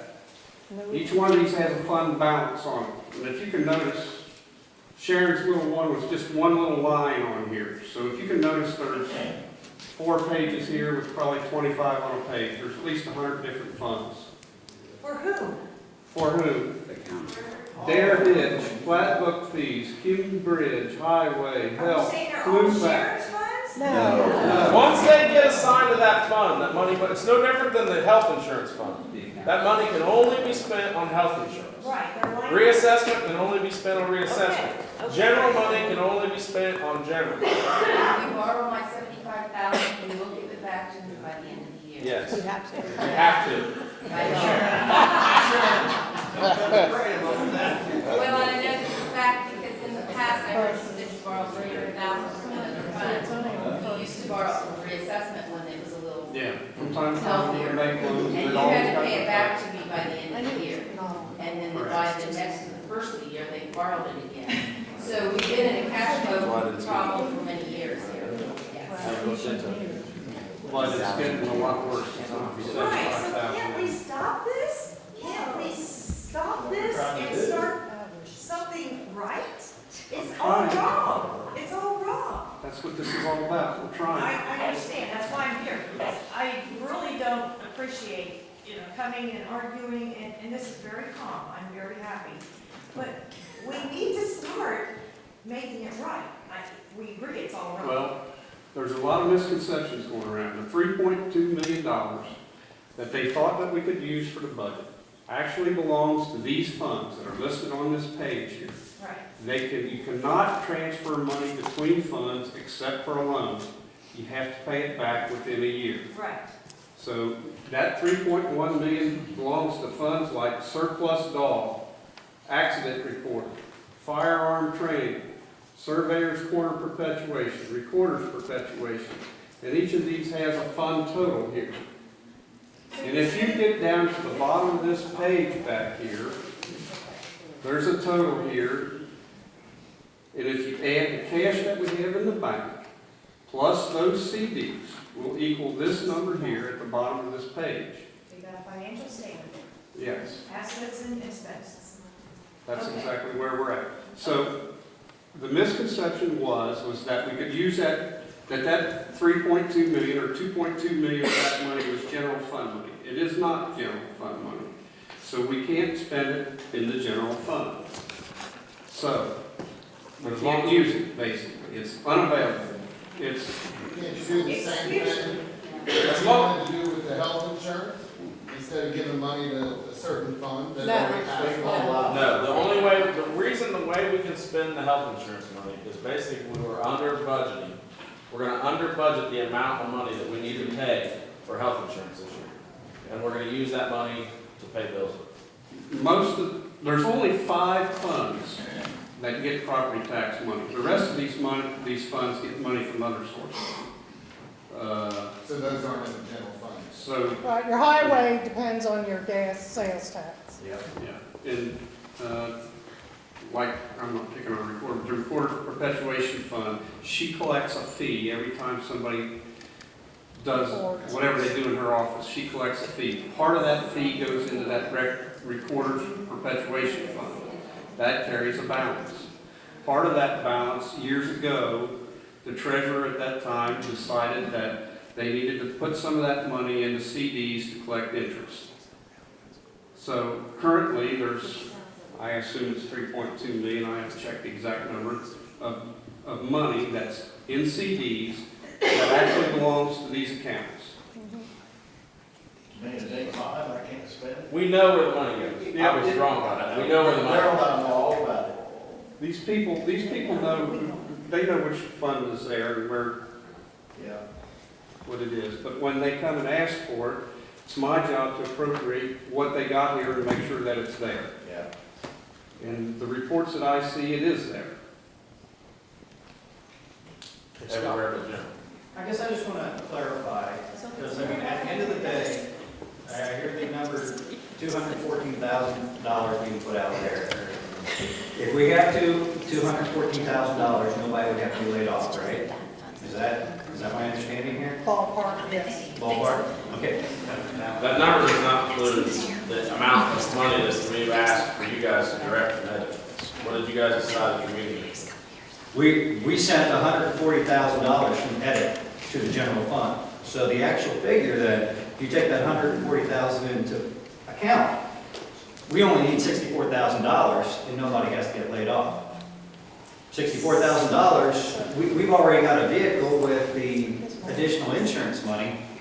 That's a drop in the bucket compared to what we've got set aside. 74,136 for 140. Okay, I'm sorry, 74. Another $10,000. It's still a matter, if you take 64, you can take 74. My point is, we're talking less than $100,000 to solve the problem for this year. Nobody's denying that. You're not solving. I said for this year, just for this year. Nobody's disagreeing that's a Band-Aid.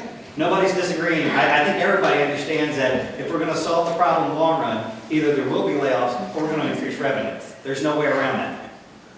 I think council, needs time to figure out what the best way of increasing revenue is. There's going to be a lot of different solutions thrown out there and a lot of different opinions.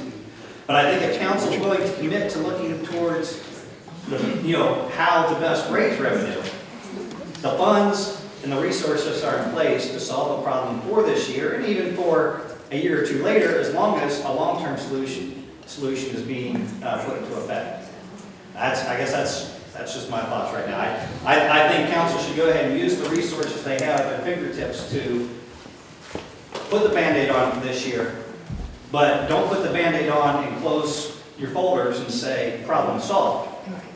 It's not. Even with the cuts of the jobs that we had proposed here for cuts, even with those cuts, we were still going to be in the red next year. There would still be probably 5 more additional cuts next year. The way Daryl and I. But what I'm saying is, then you come here to figure out how to work on that. And I think that comes from working together and trying to figure out what's the best solution to make this work. The reason that number, Scott, the reason that number, you weren't at the last meeting, but the reason that number was 15 or whatever we proposed at our last meeting, that the reason that number was 15 is because it's a prorated number. We've already paid 3 months of payroll this year. So by cutting a $25,000 job, you're not cutting a $25,000 job. You're only cutting that $25,000 minus 3 months of payroll. And then you still have unemployment to be paid out for 6 months. You have a severance package to pay out for 6 months. So if this council and the commissioners are not going to entertain or seriously find a way to increase revenue, and it's going to be a tax increase. If we're going to sit up here and continue to say no tax increase, then we have got to make these cuts tonight. Because if we put the Band-Aid on it for this year and we kick it down the road until next year, we're going to have unemployment and severance packages still be paid out next year, and we're not going to have the cash to pay it out next year. We're going to be spending our $750,000 rainy day fund, not for cash flow purposes, for severance packages and unemployment. I'm not disagreeing with that. And I think that's why it comes back to the question of, is council willing to commit to looking for We are. Council's going to have to. We are. It's not gonna be pretty, but yes, there will be tax increase, that's the only way we can do it. And the wheel tax, by the way, I do have my wonderful Farm Bureau book here. There's an option to adopt an excise surtax, and that can be imposed on automobiles, motorcycles, and trucks weighing less than 11,000 pounds. Now, a wheel tax is a tax on buses, semis, trucks, stuff like that, unless it's a tax exempt organization. So that's the difference between a wheel tax and excise surtax. But. So we're gonna look at everything between Lloyd's and all of that. We'll have to get figures from the Bureau of Motor Vehicles as to how many trucks and trailers. But like I said, we do have to do our work. I would like to entertain a motion right now, because it's getting late, that we do not lay off anybody until August, when we see the final figures from our settlement and everything, and what the financial health of the county general is. So I'd like to, again, entertain a motion to save the employees till August. At that time, then we'll make a decisions to, mainly because of the fair. The fair's coming up, they got over 600 kids. We got tax collections, we have everything going on, and that's why I propose this motion. All right, Becky has made a motion for no layoffs until August and revisit and look at those numbers. Is there a second? I'll second. Holly Maxey is seconded. All in favor, raise your right hand. I'm always. All opposed, raise your right hand. Motion carries. If we're not gonna do that, then we need to look at the longevity. I got a motion on it first. Can I do that? What direction do you wanna go? I'm gonna go, Aaron, can we hold on 1 second? Sure. I just want to know if the budget cuts, are they the 8 of 10 employees that you decided to do at the beginning of last month's meeting? Or if it's the ones that you decided at the end of the meeting, you decided to keep like 3 or 4 of those? How many are there? There's not gonna be any. Becky just moved a motion that we won't cut in. So only 3 to 4 is what I'm saying. Oh, I thought. I don't know what you're saying. No, it's Four to 3. So everybody has their job, we're gonna revisit the budget in August, and then if we have to cut jobs, I'd like to at least tell people so they have a notice. Okay, at least I got this. Can I go? Sorry. You'll like it.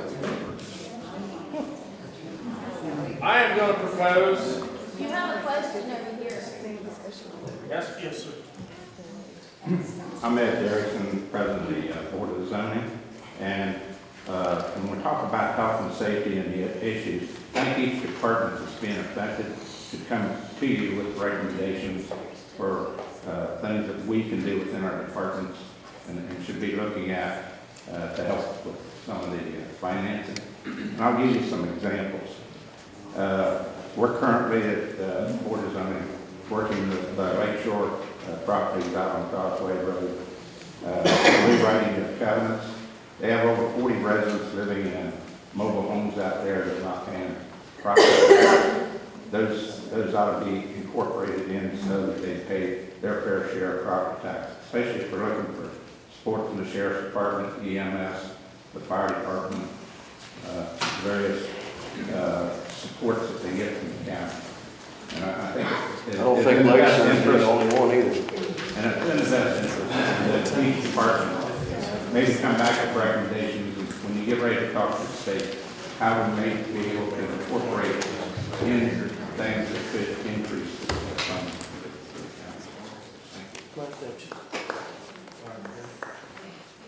I'm going to propose that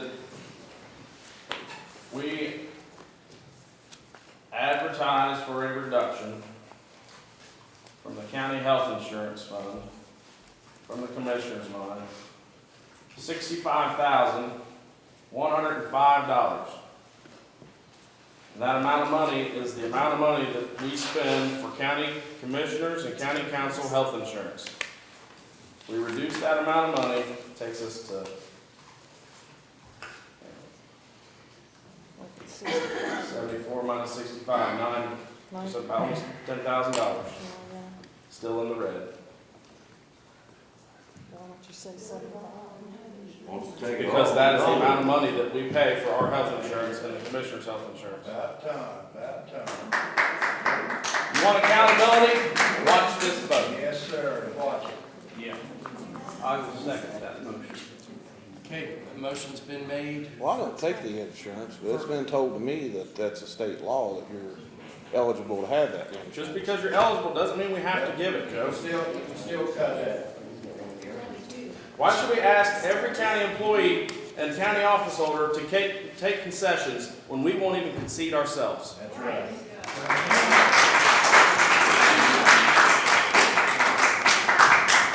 All right, there's been a motion on the floor from Aaron for a reduction from the insurance I don't know if I line want to get. for $65,105. Darrell Kramer has seconded. All in favor, raise your right hand. Oh, come on. Opposed? Hey now, I voted. I don't take the insurance. I don't take the insurance. That too. Aaron and Darrell. All opposed? How can you second? I was going to abstain. It doesn't matter. Motion failed.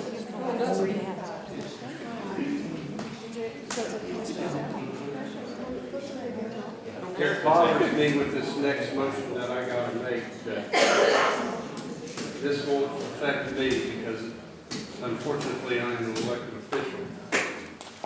But in order to try and get this budget closer to where we need to be, I'm gonna move that we follow the Commissioners' League and end longevity as of today, or yesterday, I guess it was. And I wish that I could, and what I'm gonna do is I'm gonna give my paycheck back because I don't want to take this longevity, I'm cutting it away from my employees. So I'm gonna move that we cut $49,800 from the longevity line.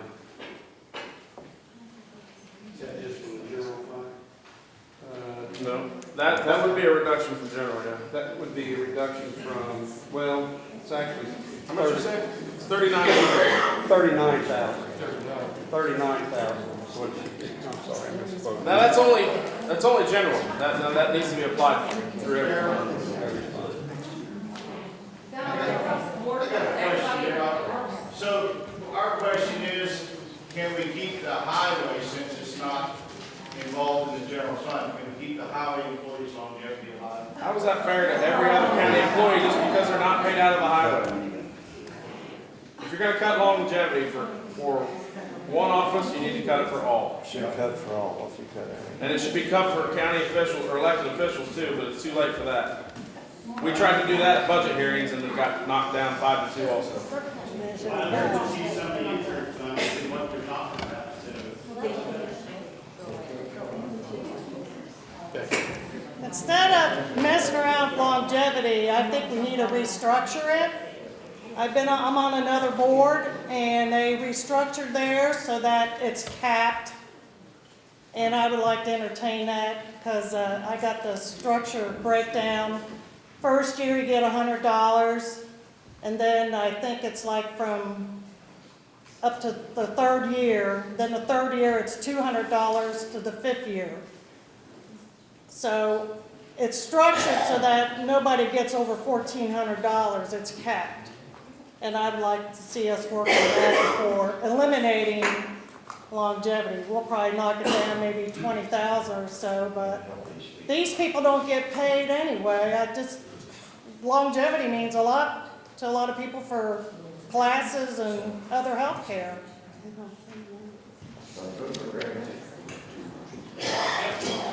Myself, I can say longevity alone. I agree, but like I said, this kind of restructures it and caps it. What's that? I didn't say. If we did something like that, but that's a policy that you guys would have to set up, correct? Commissioners already did it yesterday at their meeting. Okay. They already stopped, it's prorated for 3 months, that they're changed the policy that longevity will no longer be paid out. We had a condition on our motion. If we continue with it, right?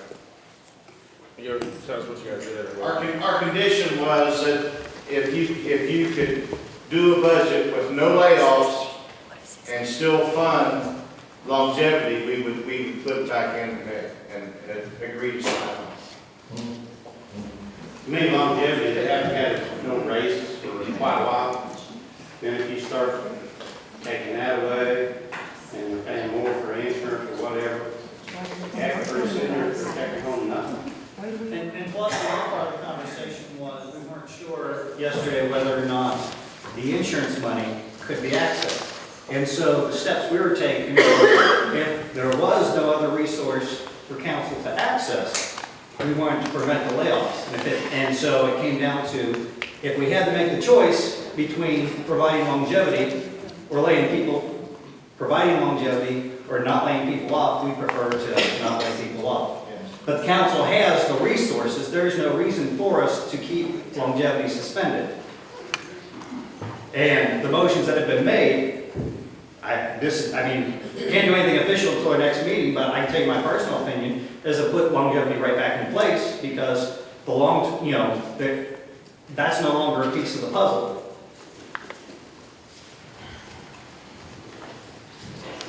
Yeah, Bill. I just wanted to mention that the gentleman from the insurance company that came here specifically, I think, to answer questions pertaining to why the insurance couldn't be the bailout, the Band-Aid. And it appears to me that it is. All you guys gotta do is make a motion to no longer fund $100,000 to the insurance fund, and the problem is Band-Aid. And everybody's got a job, and you haven't touched the longevity.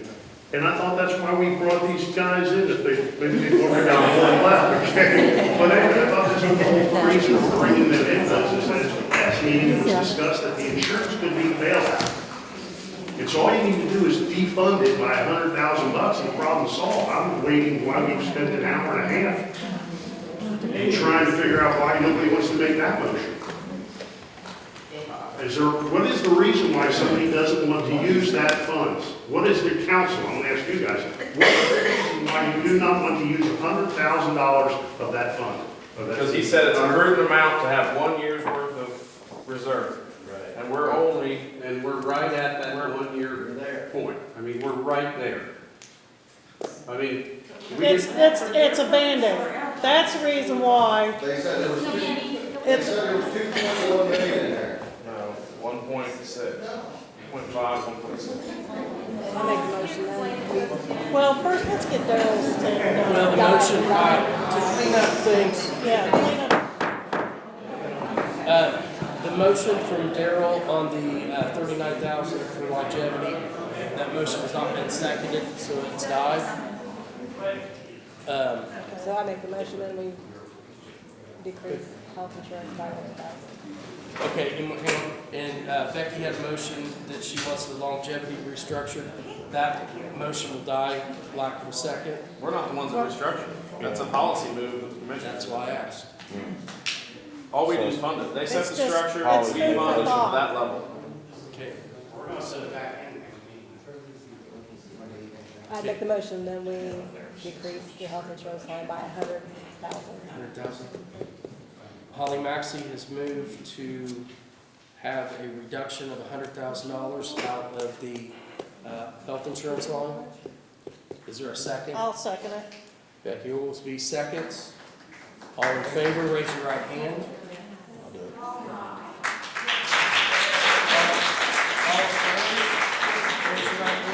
Okay, I have a statement to make though. This is a Band-Aid fix, what we did here. So at budget time this year, if we don't have things in play, I mean, I will vote to make cuts. I mean, Get ready, son. Well, you know, It's gonna get worse. I know. Well, We didn't do these. maybe. You never know. Jeff, one of the other things else I'd like to address is the fact that the budgets will be back up and going again here in August, which is 5 months away, and council meets once every month.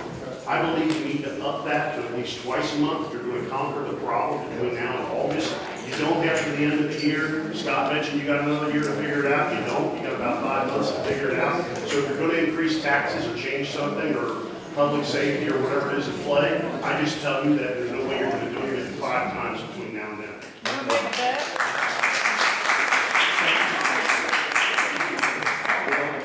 We have to start the budget process in about 2 weeks, or 2015.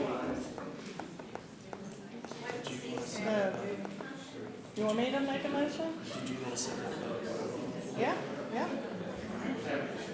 Okay, on that point, I'd like to ask that we set a committee up for the appeal process. I'd like to chair it. I'd like to have 2 people help me. Like I said, I got people to talk to up in Indianapolis, and I pretty much can figure out for the appeal process, which would be an increase on our tax rate on property, real estate. Good luck. Is it limited to only council members, or do you care if it's an elected official, any elected official? You want council members. Well, I like council Or, members because it kind of help out. Or Who did you want commissioners? on that? Any volunteer? Daryl, you want to help me?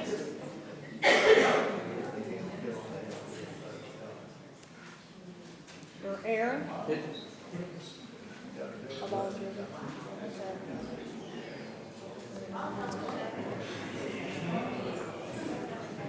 So, Yeah, yes, it has to be council. I didn't know if we were a commissioner. Be a commissioner. it doesn't matter, all it is I don't know. a committee. It's not a public Just a safety. committee. Right, It's one of them and 2 of us. You're not violating any open door laws. I'm open to Aaron's public safety he discussed, and I am open to a wheel tax because that won't put the burden on the property owner. Like I said, you do have to look at everything. We're going to have to really study these. It's gotten to where Whoever brought property up the point, like you said, the wheel tax needs to come in, or the Lloyd, you need to come in these next meetings and do a presentation so that we look at every angle, because like my understanding is some of these Lloyds will freeze your tax rate, and we don't want that to happen because we haven't even begun to reach our maximum circuit breakers, so You talking that's what it's all about about. this Lloyd tax public safety. Shouldn't we be concentrated on the income coming directly into the county instead of surrounding Lloyd townships and is so forth? local optional income tax. Right. but That's the what way it means. Aaron described the Lloyd public safety, then it would be distributed countywide instead of directly. Most of it comes to county. Every income tax that is collected is divvied up amongst the county and each of the corporations, Oldenburg, Brookville, they get their shit divvied. And it's usually divvied up by population. Sometimes it's divvied up by assessed value, but they get their part too. The county would get the major portion because the county is the major portion of the county, or major portion of the population. But no matter, if we do the wheel tax, each one of the corporations are gonna get their part of the wheel tax. If we do the Lloyd, or in the public safety, each one of them is gonna get their part of it.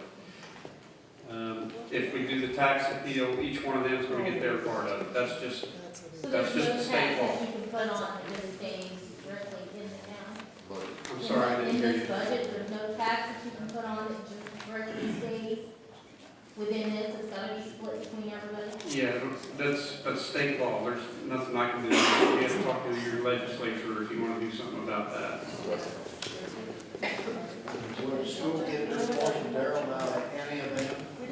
I don't They wouldn't think get, so. they would get public safety. I don't think they get any of that. I'm just guessing, I don't think so. I don't think they get any of that. It's just, Everybody else does, it would be, and I don't know whether the townships get it or not. I ain't sure. You get Cadgett, Yep. well, you would get some of it then too. Now, On the 14th, does that need to be advertised as a public meeting because this is training That's session? information. I think the lady that's going to be here from DLGF, that's the same person that I talked to about the Lloyd, would probably be able to answer your questions about the property tax appeal. Who is she? She's the second in command of the Division of Local Government Finance. Is it 7 o'clock here? I think it's 7 p.m. Where I think it's here? like a workshop though. It's a workshop, it's not a public meeting. Oh, it's not a public. No, it's just a training. Does anybody thought about going back to Lawrenceburg and kissing up to them people there? Actually, Tom, I've been researching that pretty heavy. And I went down there just today and got numbers on their income from the wagering tax, and it has not gone down anywhere near what you think it has. It's gone down in the last 3 years, it's probably gone down about 15%. In my personal opinion, and I've said this a long time and lots publicly, I think we need to be going after that money. Because we have an interlocal agreement that says that we will receive that money. I have letters in my possession that were given to council at that time saying that that money was to be used for general purposes. It was not a grant. This is a misconception that flies around this thing that it was a grant. The grant program is something separate. I'm not a lawyer, and most people think that we shouldn't go after it. But I think that we need an attorney's opinion. Well, I am to that point, I just got the numbers today, and then between everything else I did today, I ran down to Marshburg and got those numbers.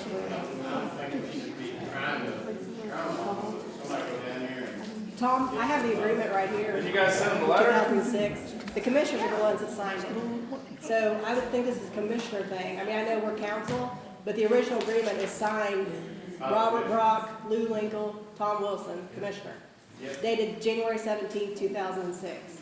Who signed it on behalf of Lawrenceburg? It was Signed. Bill Cunningham. Awesome. Bill Cunningham. What's up, Stud? Cunningham did it. Mhm. To answer this gentleman's question there, I forgot what it was. Oh, that's what the attorneys I did approach one attorney, and he said he would be more than happy to take the case, but that's one attorney's opinion. That's not. That's not the county attorney.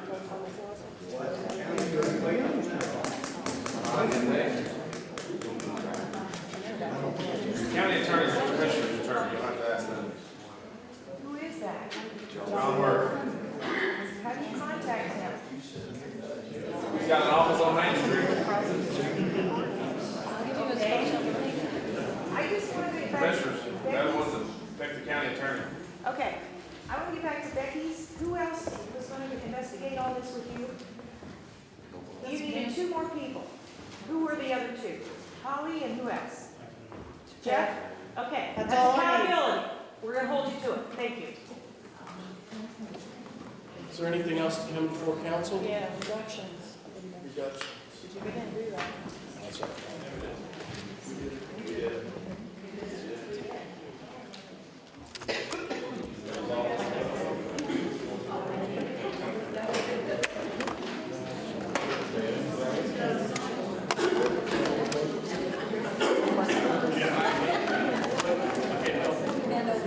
Jeff, one more thought was that when you talk about dogs, when you question the public safety or whatever that was you're talking about, the township trustees, every township, when that's posted in the newspaper, there's a line item that's called fire.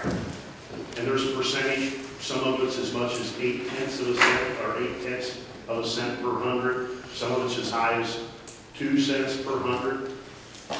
That money that's generated under that line, if that line was to change and be called public safety, and those trustees were to accommodate or accumulate that money, and then those could be used to offset those contracts with EMS or with the sheriff's department. Hang on, Bill, you're getting ready for one. That line wouldn't change, Bill. They would still collect their property tax for the fire levy. Each township trustee or municipality gets that, they set that rate. And it's based on what the township trustee sets that rate at. this would be additional revenue also for them for public safety. Well, I believe. it's based on your assessed valuation. Right. And each township's got a different assessment, that's why some are high and some are low. You can generate some money, additional money to go into that out of your rainy day and out of your capital money, if need be, to meet your contract. All right, is there anything else that comes before the council? Go ahead, John. Hang on, I think this, you might have, right, this reduction. That one hasn't, there were some in there. that You needed- moved them, but you didn't reduce them. The only thing, the personnel services is the one that needs to be left. This one has to be done. That's the one that says reassessment on the top? 2014-07, cabinet share, it's a Reduction. appropriation reduction resolution ordinance 2014-07. Good catch, man.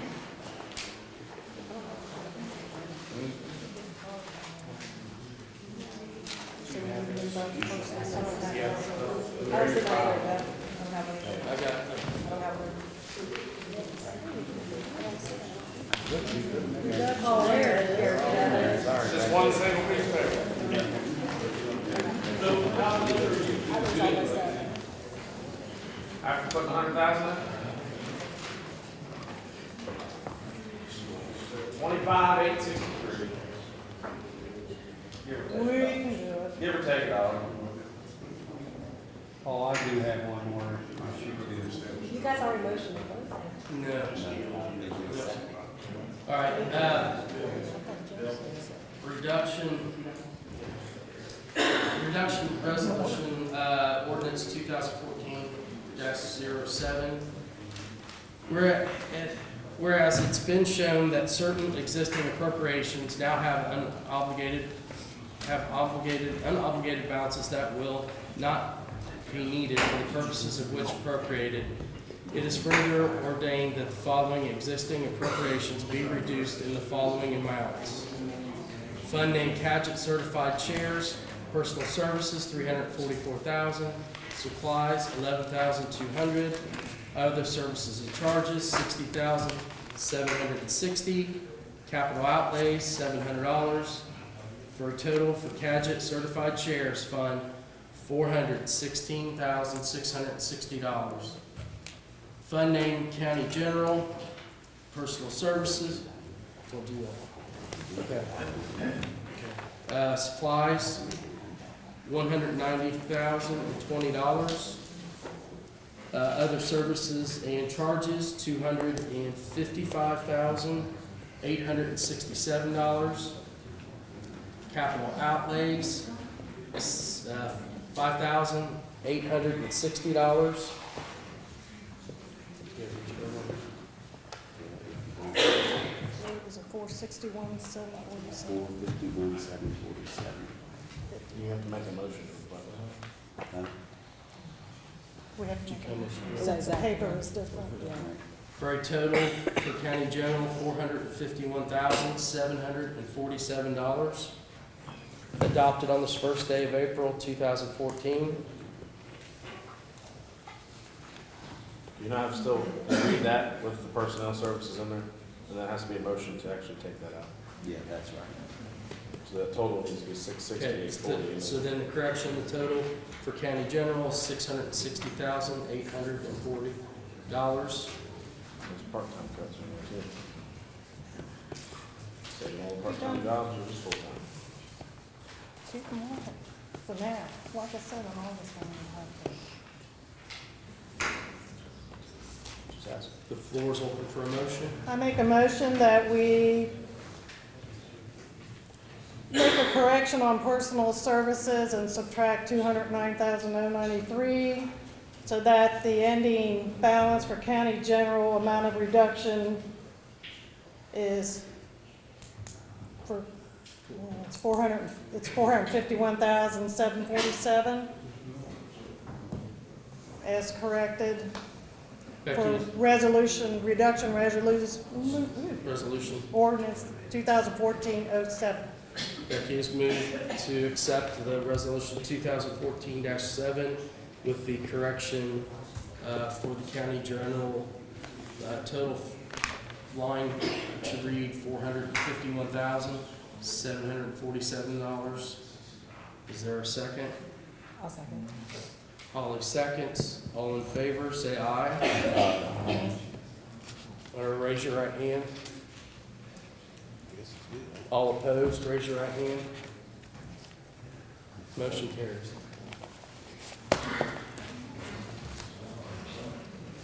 Have this one. Bill's got it. Yeah, Bill.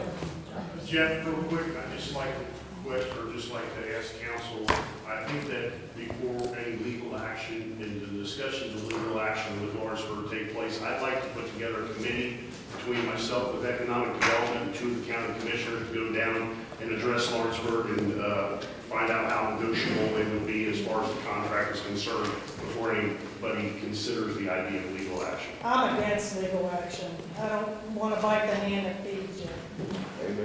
They quit feeding. That would, make that motion at the commissioners meeting, that really doesn't have anything to do with us.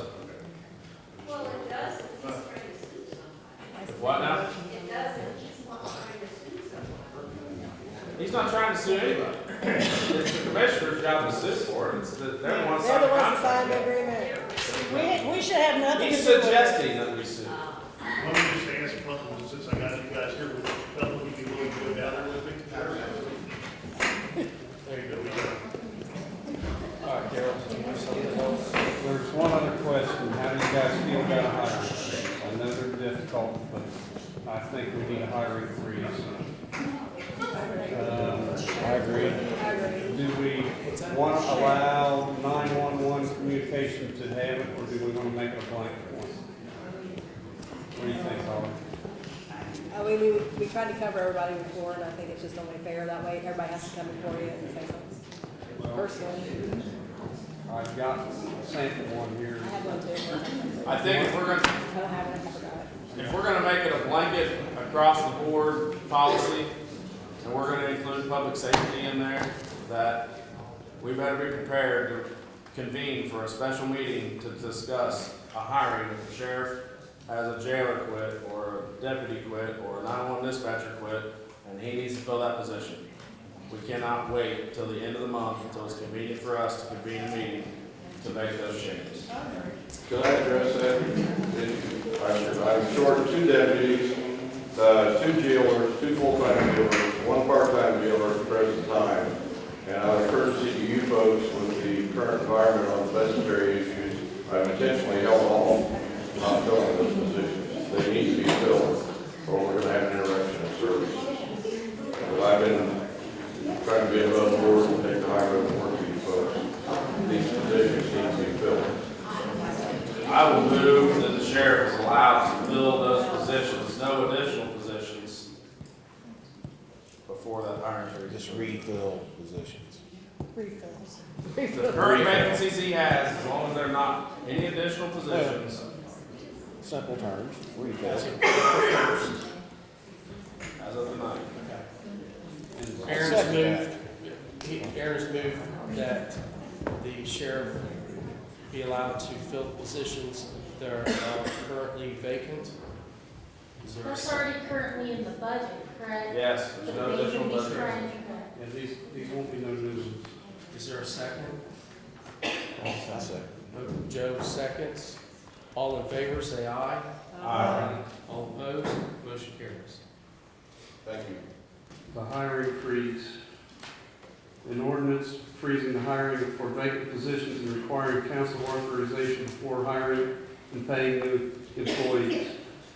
Whereas Franklin County Council is a fiscal body of government and its duties include establishment, employment positions, and the setting of salaries for those positions. Whereas loss of Lawrenceburg revenues drastically affects fiscal operation of the county government by reducing funds available to operate the county government. Whereas Franklin County Council must now take all prudent steps to curb spending by county government, including payroll expenditures. Whereas Franklin County Council previously required all department heads and/or elected officials to not fill positions vacated without first obtaining approval of Franklin County Council. Whereas understanding the dire financial predicament the county finds itself in, and council now reaffirms its resolve to impose and enforce certain fiscal restraints upon all departments and offices within county government. Now be it ordained and mandated by the Franklin County Council that 1, each department head and/or elected official shall immediately notify the Franklin County Auditor in writing whenever a position in his or her office becomes vacant. This notification shall be given regardless of the reason for the vacancy, i.e. dismissal, retirement, medical leave, etc.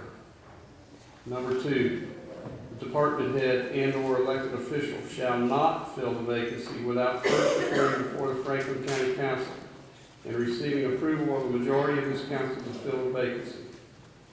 Number 3, the Franklin County Auditor, upon receipt of written notice of the department head and/or elected official, shall A, pay the departing employee any sum due him or her from available funds in that employee's salary line item, and B, forward a copy of the written notice received by the department head and/or elected official to the members of the Franklin County Council, and C, immediately hold payment of any future funds from the line item and freeze any and all payments from the remaining funds allotted for the salary for the departing employee.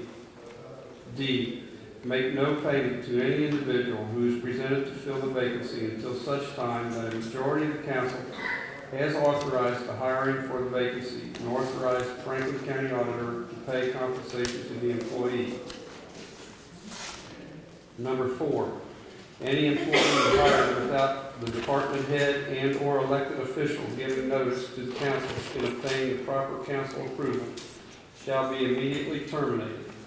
The department head and/or elected official responsible for hiring a new individual without following the dictate of this ordinance shall be required to reimburse any sum encumbered because of the improper hiring from funds budgeted for that budget, not the line item from the position. Let me repeat that. It comes from the funds budgeted for that department, not the person in particular.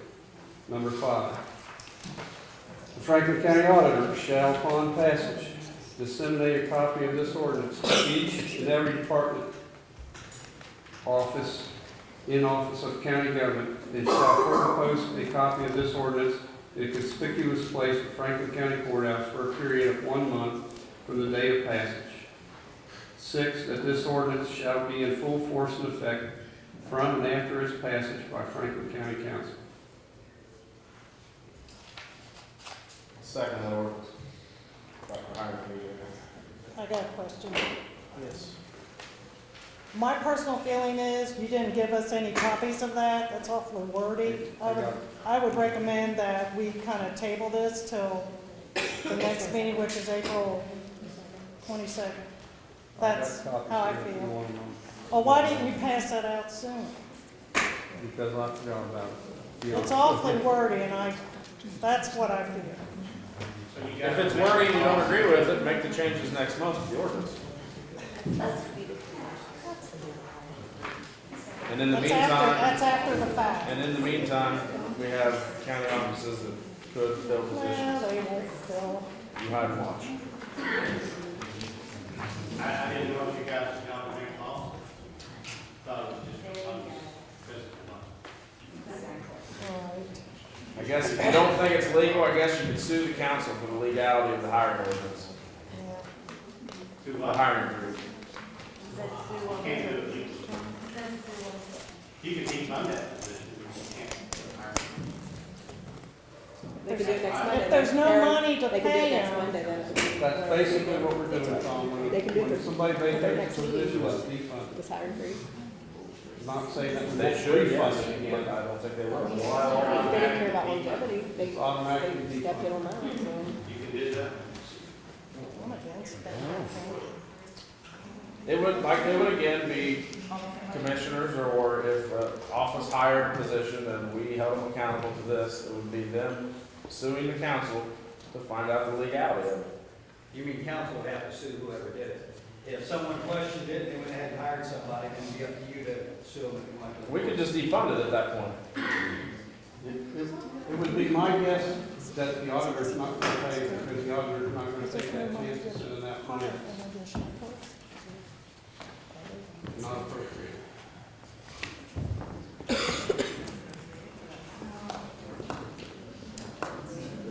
I'd say before we vote on it, we better figure out.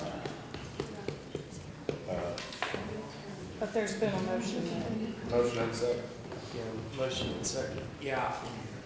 I mean, I'd like to vote on it at the next meeting, but No, I think it's a good idea. No, that's another 30 days, that's another. No, it's not, it's 2 weeks. 22nd should be there. 2 weeks. 22 more days.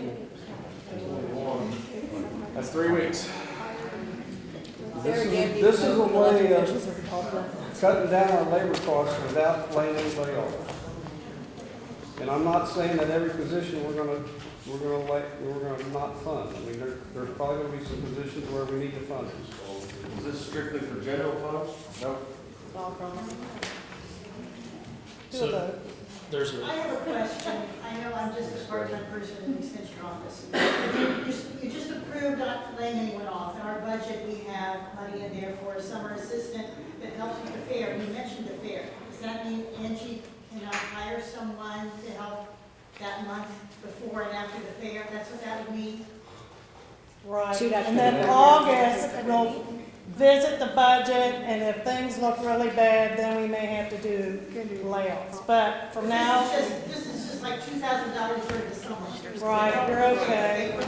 She would not be able to wear that. She would have to come in here and say, can I hire my summer help? Yes. It's done.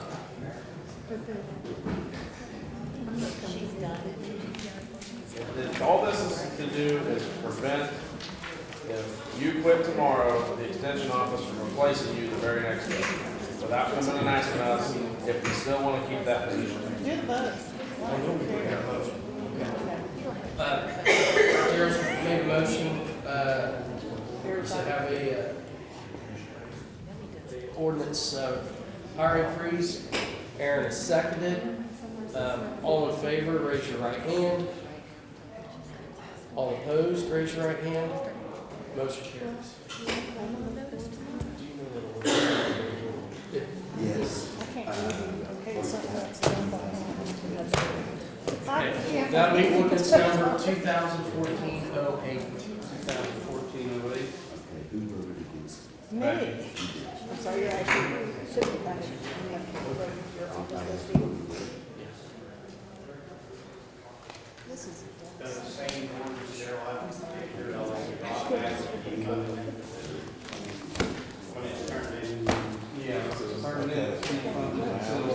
Come back. His question was that in the word? I don't like the word. Is there anything else to come before council? Motion to close. Joe Sizemore's made a motion to adjourn. Is there a second? Becky seconds. All in favor, say aye. Aye. All opposed? Meeting adjourned.